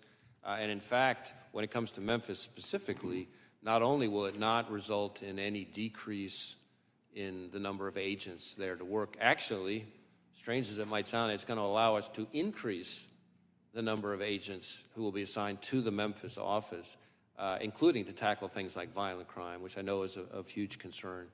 And the reason for that is really the effect of this reorganization is to be able to reduce administrative roles that will be more consolidated in the middle in Nashville, but it'll allow us to increase the operational roles, the agent roles, the number of them in Memphis. So I think not only are we not leaving Memphis, we're actually increasing our investigative presence in Memphis as part of this, and we're going to be able to continue to collaborate closely with our great partners there without skipping a beat. Thank you. That's reassuring. One of the questions was asked over here was about previous assassination attempts on presidents. And obviously, I know you're a lot younger than me, but you probably did. Did you ever watch The Untouchables? I have watched it, yes. They had one of the programs was on Mayor Cermak. You know Mayor Cermak? I'm sorry, I couldn't hear you. Mayor Cermak, do you know who he was? I do not. He was the mayor of Chicago. And in February of 1933, there was an assassination attempt on Franklin Roosevelt in Miami, Florida. And Mayor Cermak, C-E-R-M-A-K, was killed and said, "I'm glad it was me and not you." Allegedly, he said that. But anyway, that was an attempt, and it failed, and that was Untouchables brought it into my consciousness. But thank you for your work. I appreciate it very much, and I appreciate you're not looking into changing our Democratic nominee. That's something we normally do. Thank you. Director, I'm still not clear in my mind. When did the counter snipers, the good guys, when did they first get eyes on the bad guy, the would-be assassin, on the roof of the AGR building? I'm not certain, but I'll take my best effort here. I'm sorry to interrupt, but yeah. Did they have eyes on him before the local law enforcement was looking up on the roof and engaged with the bad guy shooter? I don't know the answer to that. I will look into that and get back to you. I believe we have the answer. I just don't know that I have it. I want to make sure I answer accurately. Because we thought, from the briefings that Mr. Abate gave us, and the briefings you gave the Congress, that they did, but it wasn't clear from your testimony. So if you can get that answer to us, that would be helpful. I want to circle back just a third time, if I could, to the Iranian threat to President Trump and some others, former members of our government. The reason I want to go back to that, because we now know that the Secret Service and Homeland Security denied resources to President Trump's detail that they had asked for. And it seems to me, if that all happened after you guys knew about the Iran threat and had briefed the Secret Service on that real threat, that's an even bigger problem. And that's why I was trying to get that timeline down, when you knew about it and when you briefed the Secret Service on the Iranians' threat to kill President Trump. So again, I really want to be careful to both be accurate, but also not to kind of stray into any kind of classified information or confirm the existence of classified information. So let me see if there's a way for us to get back to you on that question. I understand why you're asking. It may be easier to answer than I think, but at the moment in an open hearing, I'm not sure if I can see the right way to do that. Fair enough. We'll expect answers to both those questions, and you can get back to this. That'd be great. Finally, anything else you want to tell us that we didn't ask? I mean, you came today and you told us some things that weren't even prompted by questions, and I just want to make sure if there's anything else you want to tell us regarding July 13th and what you've discovered, now's the time. Well, again, we're going to continue to engage with the Congress. I think we've covered a lot of the points that I really wanted to make sure that I got across, and just as I'm looking at my list, in one way or another, through the course of today's questioning, I think we've gotten through most of it. That concludes today's hearing. We thank our witness for appearing before the committee today. Without objection, all members will have 5 legislative days to submit additional written questions for the witness or additional materials for the record. Without objection, the hearing is adjourned.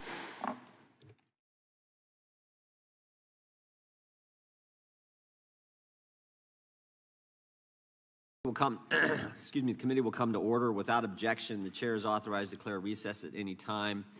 We welcome everyone to today's hearing on oversight of the Federal Bureau of Investigation. The chair now recognizes the gentleman from Wisconsin to lead us all in the Pledge of Allegiance.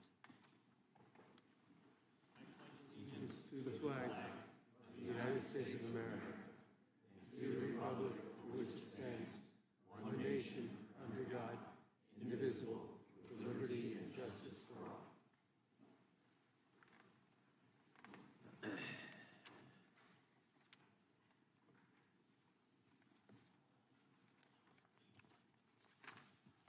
I wanted to begin today's hearing by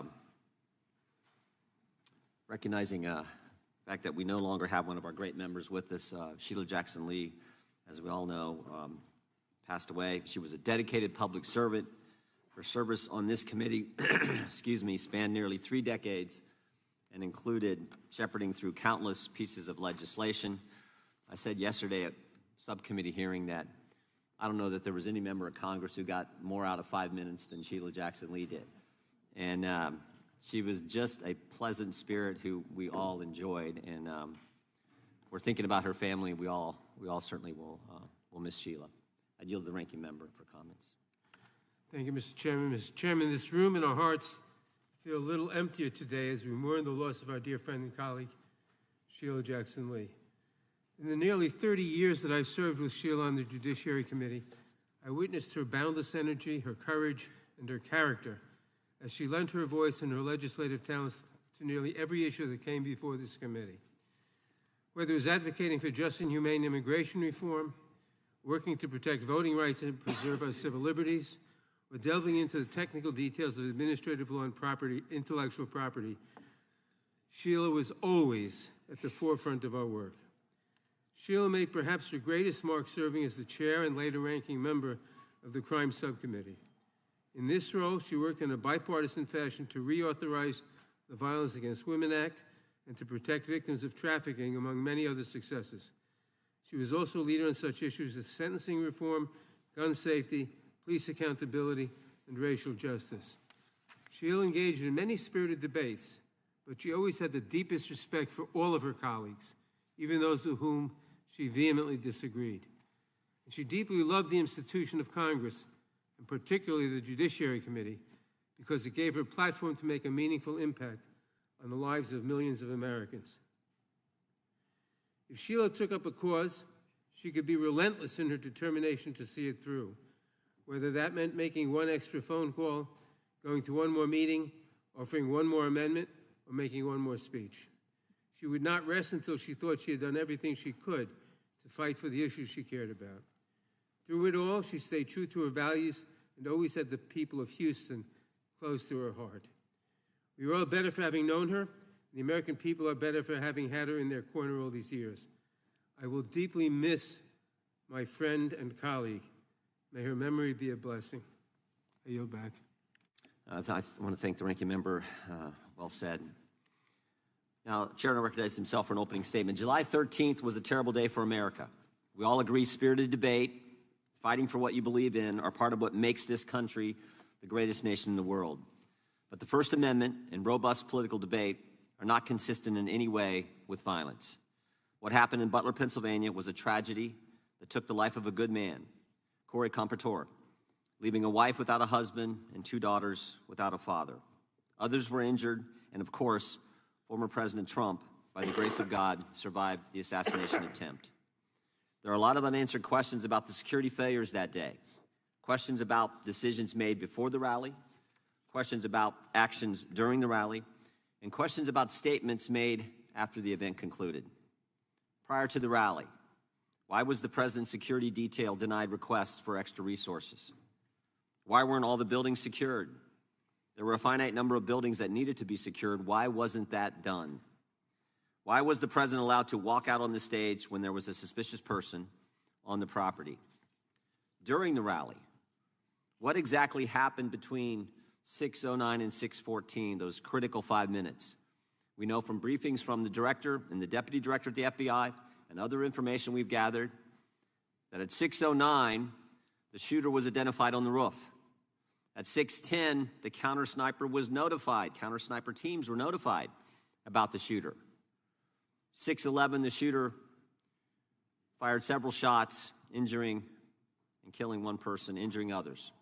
At 6:12, the counter sniper took down the shooter, and at 6:14, President Trump was escorted off the stage by Secret Service agents. We need to know what happened play by play, moment by moment, second by second, the communications that took place, again, during that critical 5 minutes. And then finally, after the rally, why did both the Secret Service and Secretary of Homeland Security Mayorkas lie to the American people? July 14th, the day after the attack, Secret Service spokesman Anthony Guglielmi said this, quote, "The assertion that a member of the former president's security team requested additional security resources that the U.S. Secret Service or the Department of Homeland Security rebuffed is absolutely false." The next day, Secretary Mayorkas said, "That is an unequivocally false assertion. We had not received any requests for additional security measures that were rebuffed."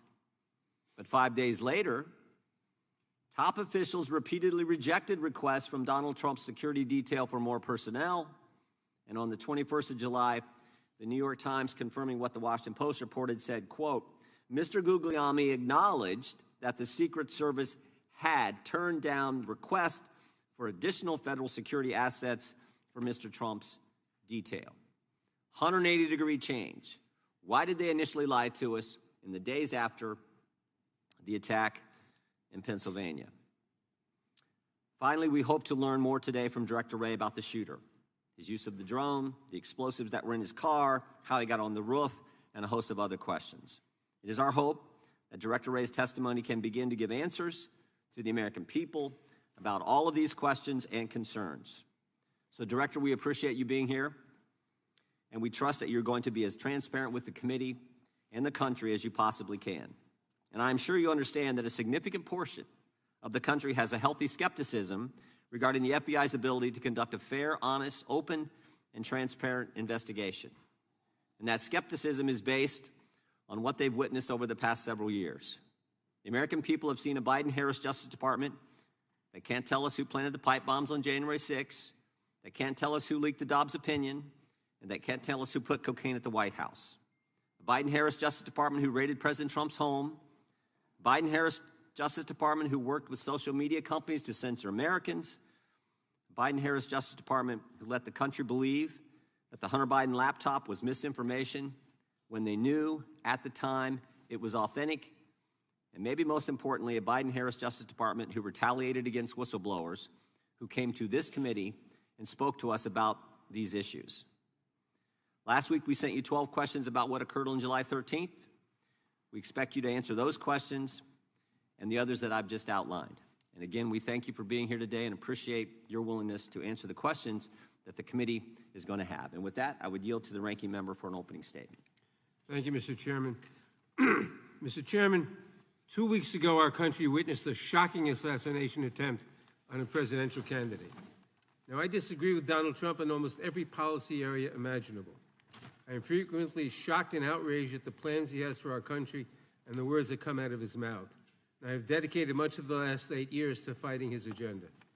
But regardless of my strong feelings about Donald Trump's behavior, I unequivocally and unabashedly condemn with every fiber of my being the attempt against his life. This was not just an attack on a man, but an attack on our democracy. Political violence erodes the very foundations of our nation. The concepts of freedom of speech, of peaceful transitions of power, of a democratic government at its core, these cannot exist if political violence is allowed to fester and to go unchecked. And if you think that this one assassin's bullet was a bolt out of the blue and not part of a wave of violence that has threatened this nation for years, then you have missed the point of what my Democratic colleagues and I have been imploring you to hear for some time. Election workers, many of them working for free, face near constant threats of violence. In one recent instance, an Indiana man pleaded guilty to threatening to kill an election worker who said that there were no irregularities in a recent election. That man said, quote, 10 million plus patriots will surround you when you least expect it and will, expletive, kill you, close quote. That is political violence. In another instance, Speaker Emerita Nancy Pelosi's husband was bludgeoned over the head with a hammer by an intruder in his home who had been there to capture Ms. Pelosi, interrogate her, and possibly, quote, break her kneecaps because of her liberal views. That is political violence. The death threats surging against Vice President Harris, former President Obama and his wife Michelle, and Governor DeSantis, as well as many others, including videos online of individuals holding guns making assassination threats. That is political violence.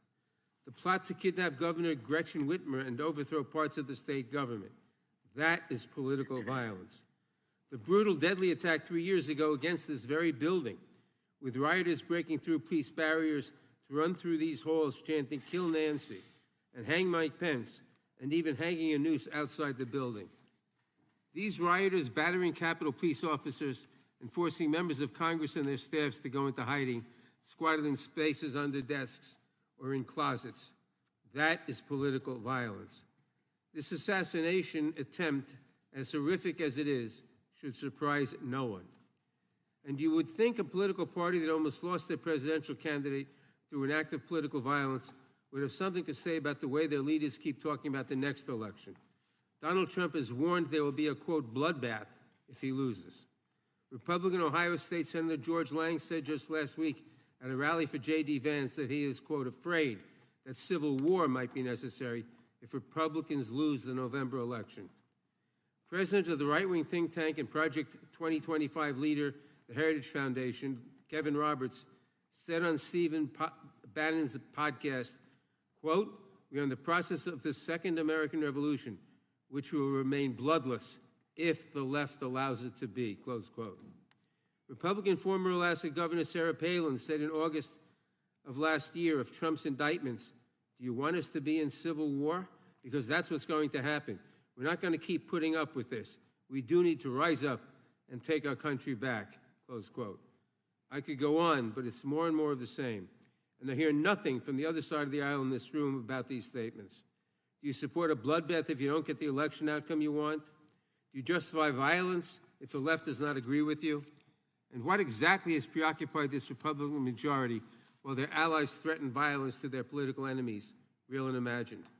We have chased down baseless conspiracy theories designed solely to influence the 2024 election in favor of Donald Trump. We have spent millions of dollars and thousands of hours of staff time in more than 100 transcribed interviews chasing false accusations against President Biden, supporting an impeachment effort that seemed designed to fail, and hunting for a smoking gun that simply does not exist. And instead of admitting that these investigations found no corruption, coercion, or unethical behavior by the Biden administration, Republicans chose to just dig deeper and spend more money.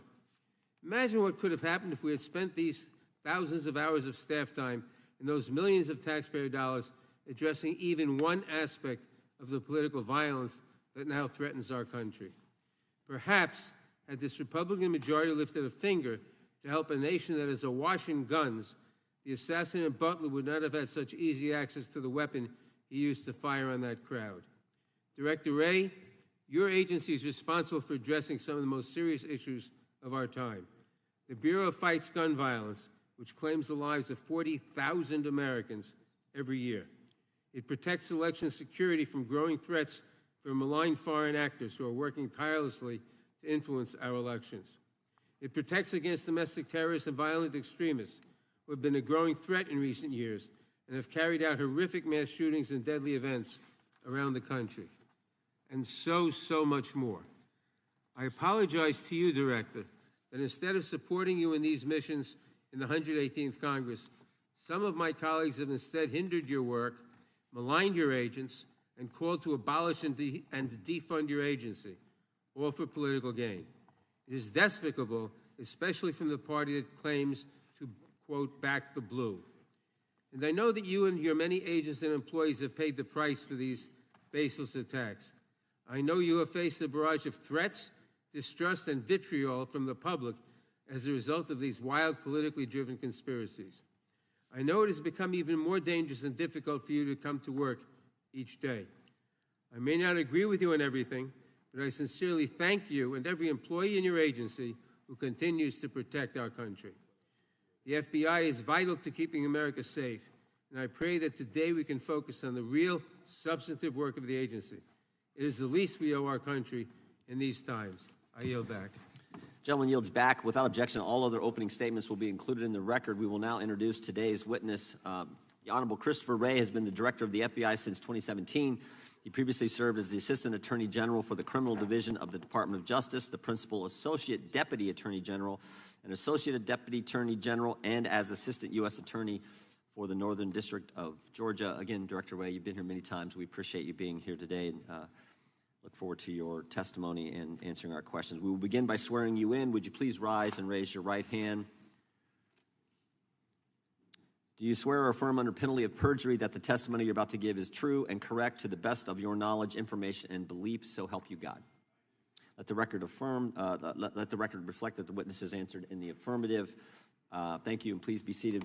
We have votes coming in about 10 minutes, but we definitely want to get through your opening statement as far as we can, and this is going to be an interesting day on Capitol Hill with the Prime Minister of Israel here as well. So, Director Wray, you're recognized for your opening statement.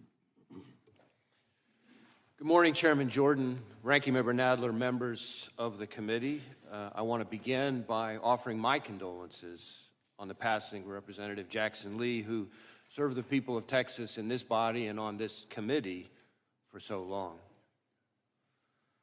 Thank you all for your support of our efforts to protect the American people and uphold the Constitution. I am proud to be here today representing the 38,000 special agents, intelligence analysts, and professional staff who make up the FBI, men and women who every day work relentlessly to counter the most complex threat environment I've seen in my tenure as FBI director, maybe in my entire career in law enforcement. Before I go any further, I also want to acknowledge and offer my deepest condolences to the victims of the horrific assassination attempt in Butler County, to the friends and family of Corey Comparator, who by all accounts lost his life protecting others from danger, to the other victims, two of whom were critically wounded, and of course, to President Trump, former President Trump and his family. As I've said from the beginning, the attempted assassination of the former president was an attack on our democracy and our democratic process, and we will not and do not tolerate political violence of any kind, especially a despicable account of this magnitude. And I want to assure you and the American people that the men and women of the FBI will continue to work tirelessly to get to the bottom of what happened. We are bringing all the resources of the FBI to bear, both criminal and national security. Now, there's a whole lot of work underway and still a lot of work to do, and our understanding of what happened and why will continue to evolve, but we're going to leave no stone unturned. The shooter may be deceased, but the FBI's investigation is very much ongoing. To that point, I also want to acknowledge that I recognize both the congressional and the public interest in this case and the importance of this investigation to the American people. And I understand there are a lot of open questions. So while the investigation is very much ongoing and our assessments of the shooter and his actions continue to evolve, my hope here today is to do my best to provide you with all the information I can, given where we are at this point. I have been saying for some time now that we are living in an elevated threat environment. And tragically, the Butler County assassination attempt is another example, a particularly heinous and very public one, of what I've been talking about. But it also reinforces our need at the FBI and our ongoing commitment to stay focused on the threats, on the mission, and on the people we do the work with and the people we do the work for. Every day, all across this country and indeed around the world, the men and women of the FBI are doing just that, working around the clock to counter the threats we face. Just in the last year, for example, in California, the FBI and our partners targeted an organized crime syndicate responsible for trafficking fentanyl, meth, and cocaine all across North America. We charged the Mexican-based suppliers who brought the drugs into the United States, a network of Canada-based truck drivers who delivered the drugs, and the distributors in the United States who spread the poison into our communities. Staying on threats emanating from the border, I have warned for some time now about the threat that foreign terrorists may seek to exploit our southwest border or some other port of entry to advance a plot against Americans. Just last month, for instance, the Bureau and our Joint Terrorism Task Forces worked with ICE in multiple cities across the country as several individuals with suspected international terrorist ties were arrested using ICE's immigration authorities. Leading up to those arrests, hundreds of FBI employees dedicated countless hours to understand the threat and identify additional individuals of concern. Now, the physical security of the border is, of course, not in the FBI's lane, but as the threat has escalated, we're working with our partners in law enforcement and the intelligence community to find and stop foreign terrorists who would harm Americans and our interests. As concerning as the known or suspected terrorists encountered at the border are, perhaps even more concerning are those we do not yet know about because they provided fake documents or because we didn't have information connecting them to terrorism at the time they arrived in the United States. Staying ahead of today's threats demands that we work together. And for the FBI, that means doubling down on our partnerships, especially with state and local law enforcement. Whether it's working through our hundreds of joint terrorism task forces, to build out source networks, to identify those who slip through the cracks, or targeting the worst of the worst responsible for the violence that still plagues far too many communities through our Safe Streets task forces, or taking the fight to the cartels responsible for trafficking the dangerous drugs like fentanyl, pouring into our country and claiming countless American lives. Staying ahead of the threat also means continuing to disrupt the cyber criminals ravaging businesses, large and small, and confronting nation states like China, targeting our innovation and our critical infrastructure. At the Bureau, we're proud to work side by side with our brothers and sisters in federal, state, and local law enforcement, our partners in the intelligence community, and others around the world to fulfill our commitment to keep Americans safe. Now, on Friday, the FBI will celebrate its 116th anniversary. 116 years of protecting the American people and upholding the Constitution. 116 years of working with our partners to safeguard the communities we serve. 116 years of innovating to stay ahead of the complex, evolving, and very real threats out there. I am proud of the legacy the men and women of the FBI have built and all they have accomplished for the American people. So, if I may, as we approach this week's anniversary, I would just like to say to all those who are part of the FBI family, from our current employees to our formers, And to our partners across law enforcement and the intelligence community, thank you. Thank you for dedicating your lives to this country and to its people. It is both humbling and an honor to serve alongside you, and I look forward to the work we're going to continue to do together. And with that, thank you again for having me, and I look forward to our discussion. Thank you, Director Ray. Excuse me. We'll now proceed under the 5-minute rule. The gentleman from North Carolina is recognized for 5 minutes. Thank you, Mr. Chairman. Director Ray, I'm way down here. I appreciate the chairman giving me this because I've got to leave. But let me ask this question. Why doesn't the FBI disclose to the American people all of the investigative detail and evidence that you are gathering as it is gathered? Well, we have tried to be transparent with both Congress and the American people as we're going along in the investigation, frankly, unusually so for an ongoing investigation, given the sheer nature of it. We have provided a lot of information. I expect to continue to provide information. I expect to be able to provide some additional information here today in response to your questions and your colleagues. But part of the issue is that, as like in any investigation, as we proceed, facts evolve. Our understanding of what somebody said turns out to have more context that we didn't have before. We have additional leads out there. So part of our goal is not just to respect the ongoing investigation process, but also to make sure that we don't prematurely provide information that then 2 days later turns out to be different than what we told people, because that's very much, kind of a natural part of any investigation. So, did Crooks fire 8 shots? We have recovered 8 cartridges on the roof. Why was Crooks allowed to get off 8 shots? Well, that, I think, is something we're still digging into.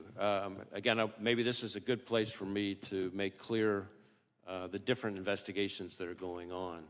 So, because certainly I understand and given that I've only got 3 minutes left, and I know other members, I'm really interested because I appreciate your invitation. You said you're prepared to disclose things as questions are asked. So I don't want to waste time. I just want to get to the questions that might, and as many members as can, ask questions that you'll answer. I actually think I'd be glad for you to go on soliloquy, frankly, and tell us what you know. I think the American people want to know.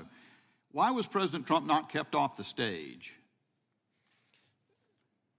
We don't know the answer to that, but I want to be clear, and this is important because I think it goes to questions that I can and cannot answer. Our investigation, the FBI's mandate, is focused on the shooter and all things related to his attack. Now, obviously, I understand very much the intense interest and focus on the Secret Service's performance, actions, decision-making, et cetera.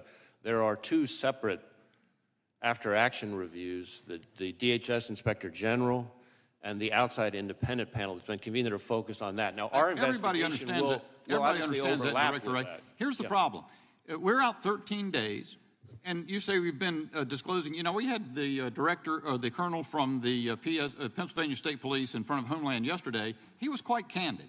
He disclosed to us that Butler Emergency Services Unit personnel were posted into the windows on the 2nd floor of the AGR building, that they left there to go pursue the person that they spotted, Crooks, that they texted a photo of Crooks to the PSP representative in the command center. That information was relayed to the United States Secret Service. They asked that it be texted to someone else. That was many minutes before President Trump took the stand. What we don't know is why were they not keeping him off the stand? And to the extent, I know we always hear when there's a criminal investigation, you got to wait for that to develop. But do you have any reason do you have any other target of your criminal investigation other than Crooks, who's dead? We are investigating the shooter both to determine his motive and his preparations and activities before the shooting, but also to make sure whether or not there are any co-conspirators, accomplices. At this point, have you developed any evidence to so suggest that there are any accomplices or cooperators or assisters? Not at this time, but again, the investigation's ongoing. So here's the thing. While we wait, maybe for months, and I hate to say this, I'm not trying to take a pot shot, but the country went for years with the understanding that the Hunter Biden laptop was Russian disinformation as offered by respected former intel officials, and the whole time the FBI had the laptop and then let that happen in public until finally offering testimony in a case. To the degree we wait to hear as a country and as a Congress what has happened in this event, because the FBI is conducting an investigation, it provides quarter for the U.S. Secret Service not perhaps to reckon with the problems that are obvious to everyone. So let's get a couple in while I've got 13 more seconds. One more question, perhaps. Senator Grassley says that the records of the day show that there was a counter unmanned aerial surveillance operator on site. Was there? And why did that person not prevent crooks from being able to use a drone? So again, questions about the Secret Service's performance are better directed to those other reviews. What I can tell you when it comes to drones is that Crooks himself had a drone, and I'm prepared to answer questions here today about the shooter and his use of the drone, for example. My time's expired. Gentleman yields back. The ranking member is recognized for 5 minutes. Thank you, Mr. Chairman. As I said in my opening statement, political violence is a scourge and entirely unacceptable, no matter the source or the target. Last October, a far-right conspiracy theorist broke into Nancy Pelosi's home and bludgeoned her husband. Prominent Republicans mocked the attack and promoted conspiracy theories about it. Last August, an armed Utah man who threatened to kill President Biden was killed as FBI agents attempted to serve a warrant on him hours before President Biden landed in his state. Some on the right claimed that the man was simply a, quote, Second Amendment enthusiast. In recent weeks and months, those on the right have repeatedly called for, quote, civil war, with an Ohio state senator saying that if Republicans lose the election, quote, it's going to take a civil war to save the country, and it will be saved. The president of the Heritage Foundation likewise said that, quote, we are in the process of the Second American Revolution, which will remain bloodless if the left allows it to be, close quote. Director Wray, it's obviously important that we respect First Amendment protections, but there is clearly a point at which some violent rhetoric crosses over into threats of violence or leads to actual violence. Could you describe how the FBI looks at this relationship between rhetoric and action and what you are seeing around the country? So I appreciate the question, and this is an issue that I've been talking about for some time. In our view, there is a right way and a wrong way under the First Amendment to express your views, no matter how passionate or even angry you are. And violence and threats of violence is not the right way.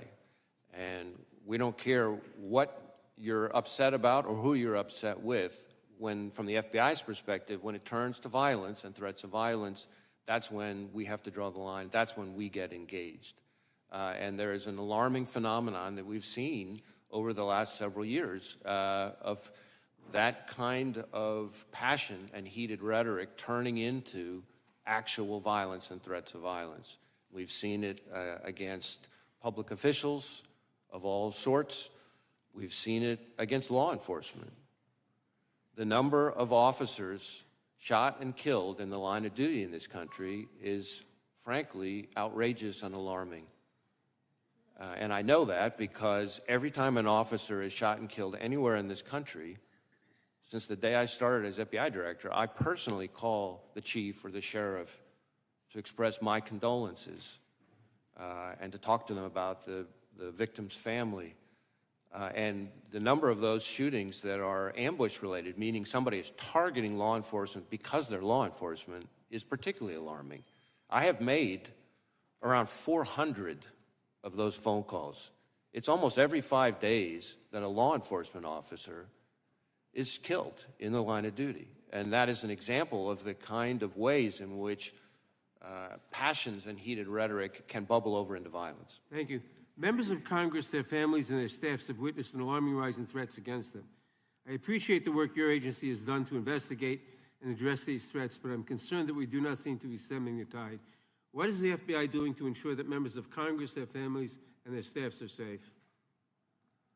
So we have a very close relationship with the Capitol Police, and we have members of the Capitol Police, for example, who are on some of our task forces. We share intelligence information about things that we're seeing, trends that we're seeing with Capitol Police and others in law enforcement. Obviously, if we have specific information about an effort to target a member of Congress, then we're getting with Capitol Police in a much more specific way. But those are some of the things that we're doing. Thank you. Now, Director, your office is leading the investigation into the attempted assassination of Donald Trump. Republicans in Congress, including members of this committee, have repeatedly called for defunding the FBI. What impact would defunding or even just limiting your funding have on the FBI's ability to conduct this and other investigations? So I understand that there are heated views, opinions about us, just like there are about every institution in today's America. But cutting our funding is incredibly short-sighted, and the people it really hurts are state and local law enforcement and the American people we're all sworn to protect. Thank you. During my remaining time, I want to turn to a different matter. In recent days, Republican members of Congress have attacked presumptive Democratic presidential nominee Kamala Harris as a, quote, DEI candidate, which presumably is code for women and person of color. It's not a new theme for them. In May, Chairman Jordan wrote to you claiming that because of DEI initiatives, the FBI is no longer hiring, quote, the best and brightest candidates to fill the position of special agent.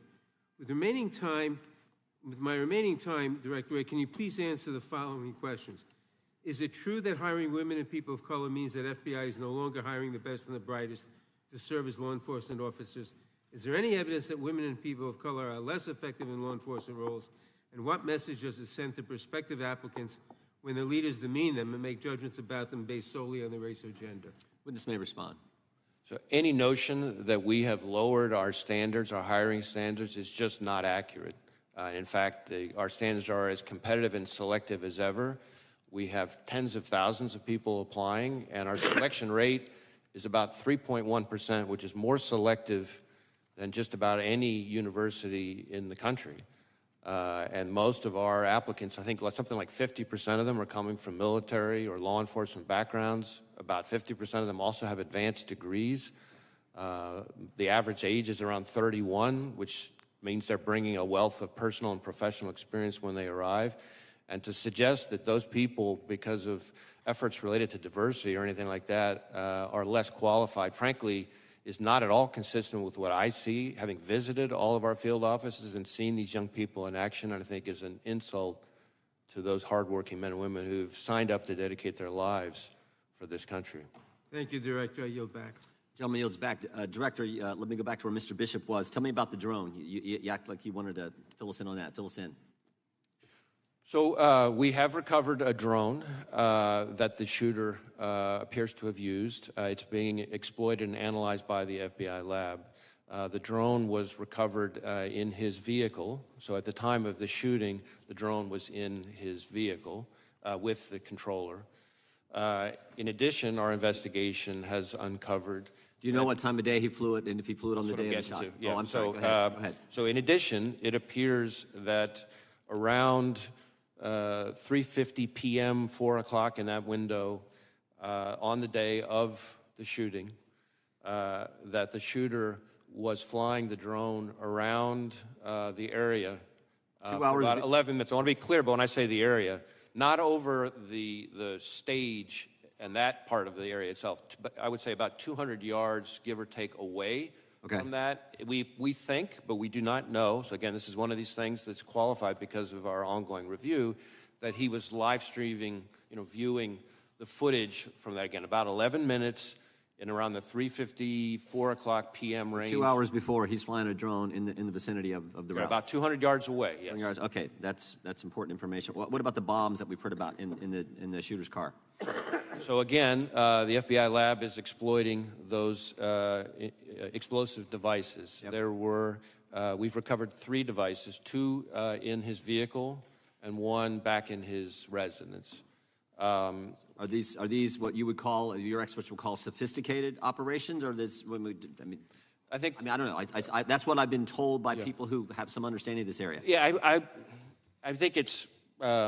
We've seen more sophisticated and less. I would say these are relatively, again, keyword relatively crude devices themselves, but they did have the ability to be detonated remotely. And so to that point, in addition to the 2 devices that we recovered out of his vehicle, there were receivers for those 2 explosive devices with the devices. And then on the shooter himself, when he was killed by law enforcement, he had a transmitter with him. Now, I do want to add one important point here, is at the moment, it looks to us, again, ongoing review, and I can't say that too many times. At a moment, it looks like because of the on-off position on the receivers, that if he had tried to detonate those devices from the roof, it would not have worked. Okay. But that doesn't mean the explosives weren't dangerous. And I'm sure we're going to get into all these subjects a little bit later as well. Tell us what you can about the encrypted platforms we've heard about. So one of the things that we're drilling into hard with the shooter in an effort to try to learn more about his state of mind, his motive, his ideology, his context, everything else, is to look at all of his devices, any social media accounts he had, et cetera. And one of the things we've learned in finally getting into his phone, which was also a significant technical challenge from an encryption perspective, but in addition, once we got on the phone, it turned out he was using some encrypted messaging application. And again, the same question relative to the bombs: was this pretty sophisticated, or is this is the kind of the norm you see with folks like similar situation? How would you describe on this subject? I would say this has unfortunately now become very commonplace, and it's a real challenge for not just the FBI but state and local law enforcement all over the country. Tell me exactly the scope of does the scope of your investigation include what I call that critical 5 minutes from when the 6:09, when this is based, I think, on information you've given to Congress, 6:09 when the shooter's identified on the roof, and 6:14 when President Trump is ultimately escorted off, and all that happens, the shots that take place in between there. Do you have access to the communications that were going on at the time in that critical 5 minutes? So our investigation, when you say scope, our investigation includes that time frame, although focused again on the shooter himself and his day. Now, as involved in that, he's obviously involved in that time frame. Correct, and as part of that, as part of our focus, our investigation of the shooter and the attack, of course, we are interviewing law enforcement from the scene because those are some of the most significant witnesses, and we're obviously getting access to their materials and that kind of thing. And the Secret Service has been fully cooperative. You have access to the communications that exist there. That exact question, I don't, as I sit here at the moment, I don't know the exact answer to that question, but I know that Secret Service has been cooperative with us. The Congress would like access to those communications as well. I mean, not just that 5 minutes, although I think that's the critical time frame. There's lots of communications we'd love to have access as well.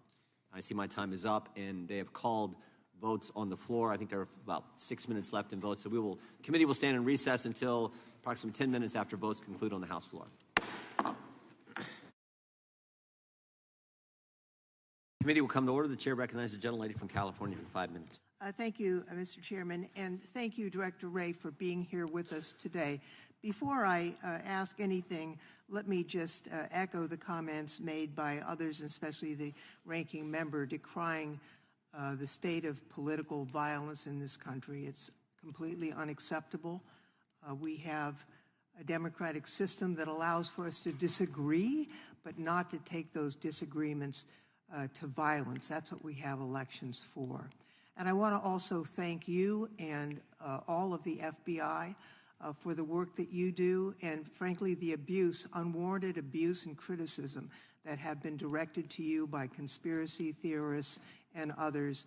It doesn't make your hard job any easier, and I want you to know that many of us notice that and appreciate the work that you and your team are doing. Let me just ask a couple of quick questions. First, many of us are interested in the motives of the shooter here.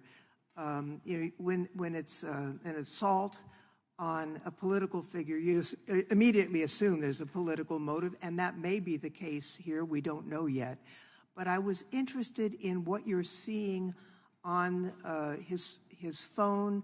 The press has reported that he had pictures not only of Mr. Trump, but of Mr. Biden and various other members, political figures.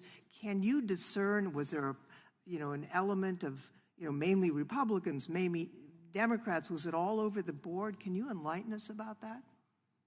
Well, this is a place where it's particularly important for me to reiterate the caveat that I've included before, because in this instance in particular, we have a lot of legal process out for additional accounts and things like that that the shooter is associated with. So we're hoping to learn more, and we're still exploiting a number of the digital devices.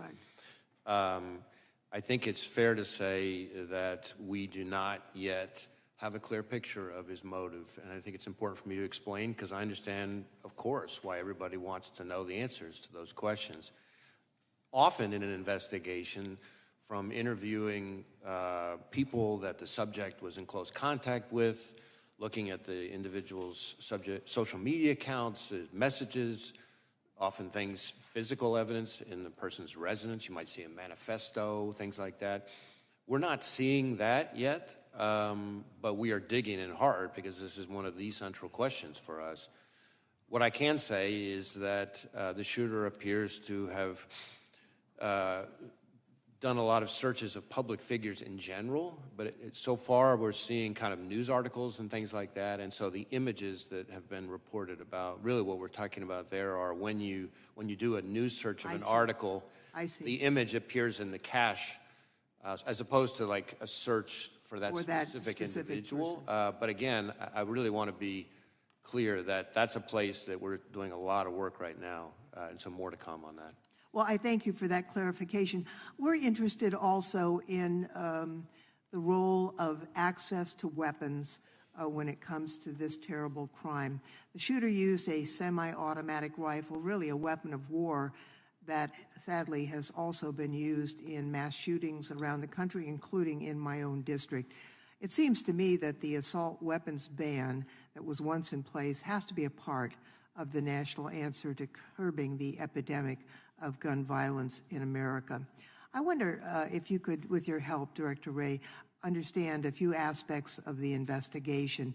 It's my understanding that the Bureau of Alcohol, Tobacco, Firearms, and Explosives, ATF, was quickly able to trace the gun's purchaser, using records from an out-of-business gun store, records that the government is required to correct. Some of my colleagues on the other side of the aisle have suggested that collection should stop. There have been efforts to digitize it, which have been resisted. Can you tell us about how the origin of this gun purchase was discovered and the technology used? I guess what I can say is we located a number of firearms associated with the shooter and his family. I think it was a total of, 14 in the house. The weapon that he used for the attempted assassination was an AR-style rifle that was purchased legally, that he is my understanding, acquired, bought actually from his father, who was the one who originally bought it, again, legally. Thank you, Mr. Chairman. My time has expired, so I yield back. Gentlelady yields back. Gentleman from California is recognized. Thank you. Director, I'll try to ask questions that are answerable too. I think that's been done pretty well on both sides. You do the advanced threat assessment and deliver that information as to the general threat and then specifics as to protected people to the Secret Service. Is that correct? Well, sort of. The Secret Service does a threat assessment, but they're doing that based on intelligence that they receive from a number of sources, including, of course, the FBI. So we share, whenever we have threat information related to a particular individual or protectee, then we share it with the Secret Service at a number of levels. So you're a participant, but ultimately the responsibility for threat assessment as to these individuals belongs to the Secret Service. Well, again, the threat assessment for the individual belongs to the Secret Service, but we are an important part of that because we share threat information, if we have any. They get threat information from a variety of sources. So, and you get them from that same variety of sources. They've got no sources that are excluded from the FBI, do they? Well, I don't know. I'm not aware of any that are excluded from the FBI, but they may receive information that comes directly to them that didn't come to us. Sure. Okay. Director, do you believe that former President Trump was a high-risk threat under your assessment? Well, I believe that former President Trump, really, frankly, like any president or former president, is a very high-profile figure and attracts a lot of, unfortunately, the kind of threats we've been talking about. It's fair to say, not on a scale of 1 to a million with little nuances, but on a scale of 1 to 10, President Trump's risk was very similar to a current president, very similar because he was the presumptive nominee and leading in the polls and so on, that he was a high risk by any standard. Is that correct?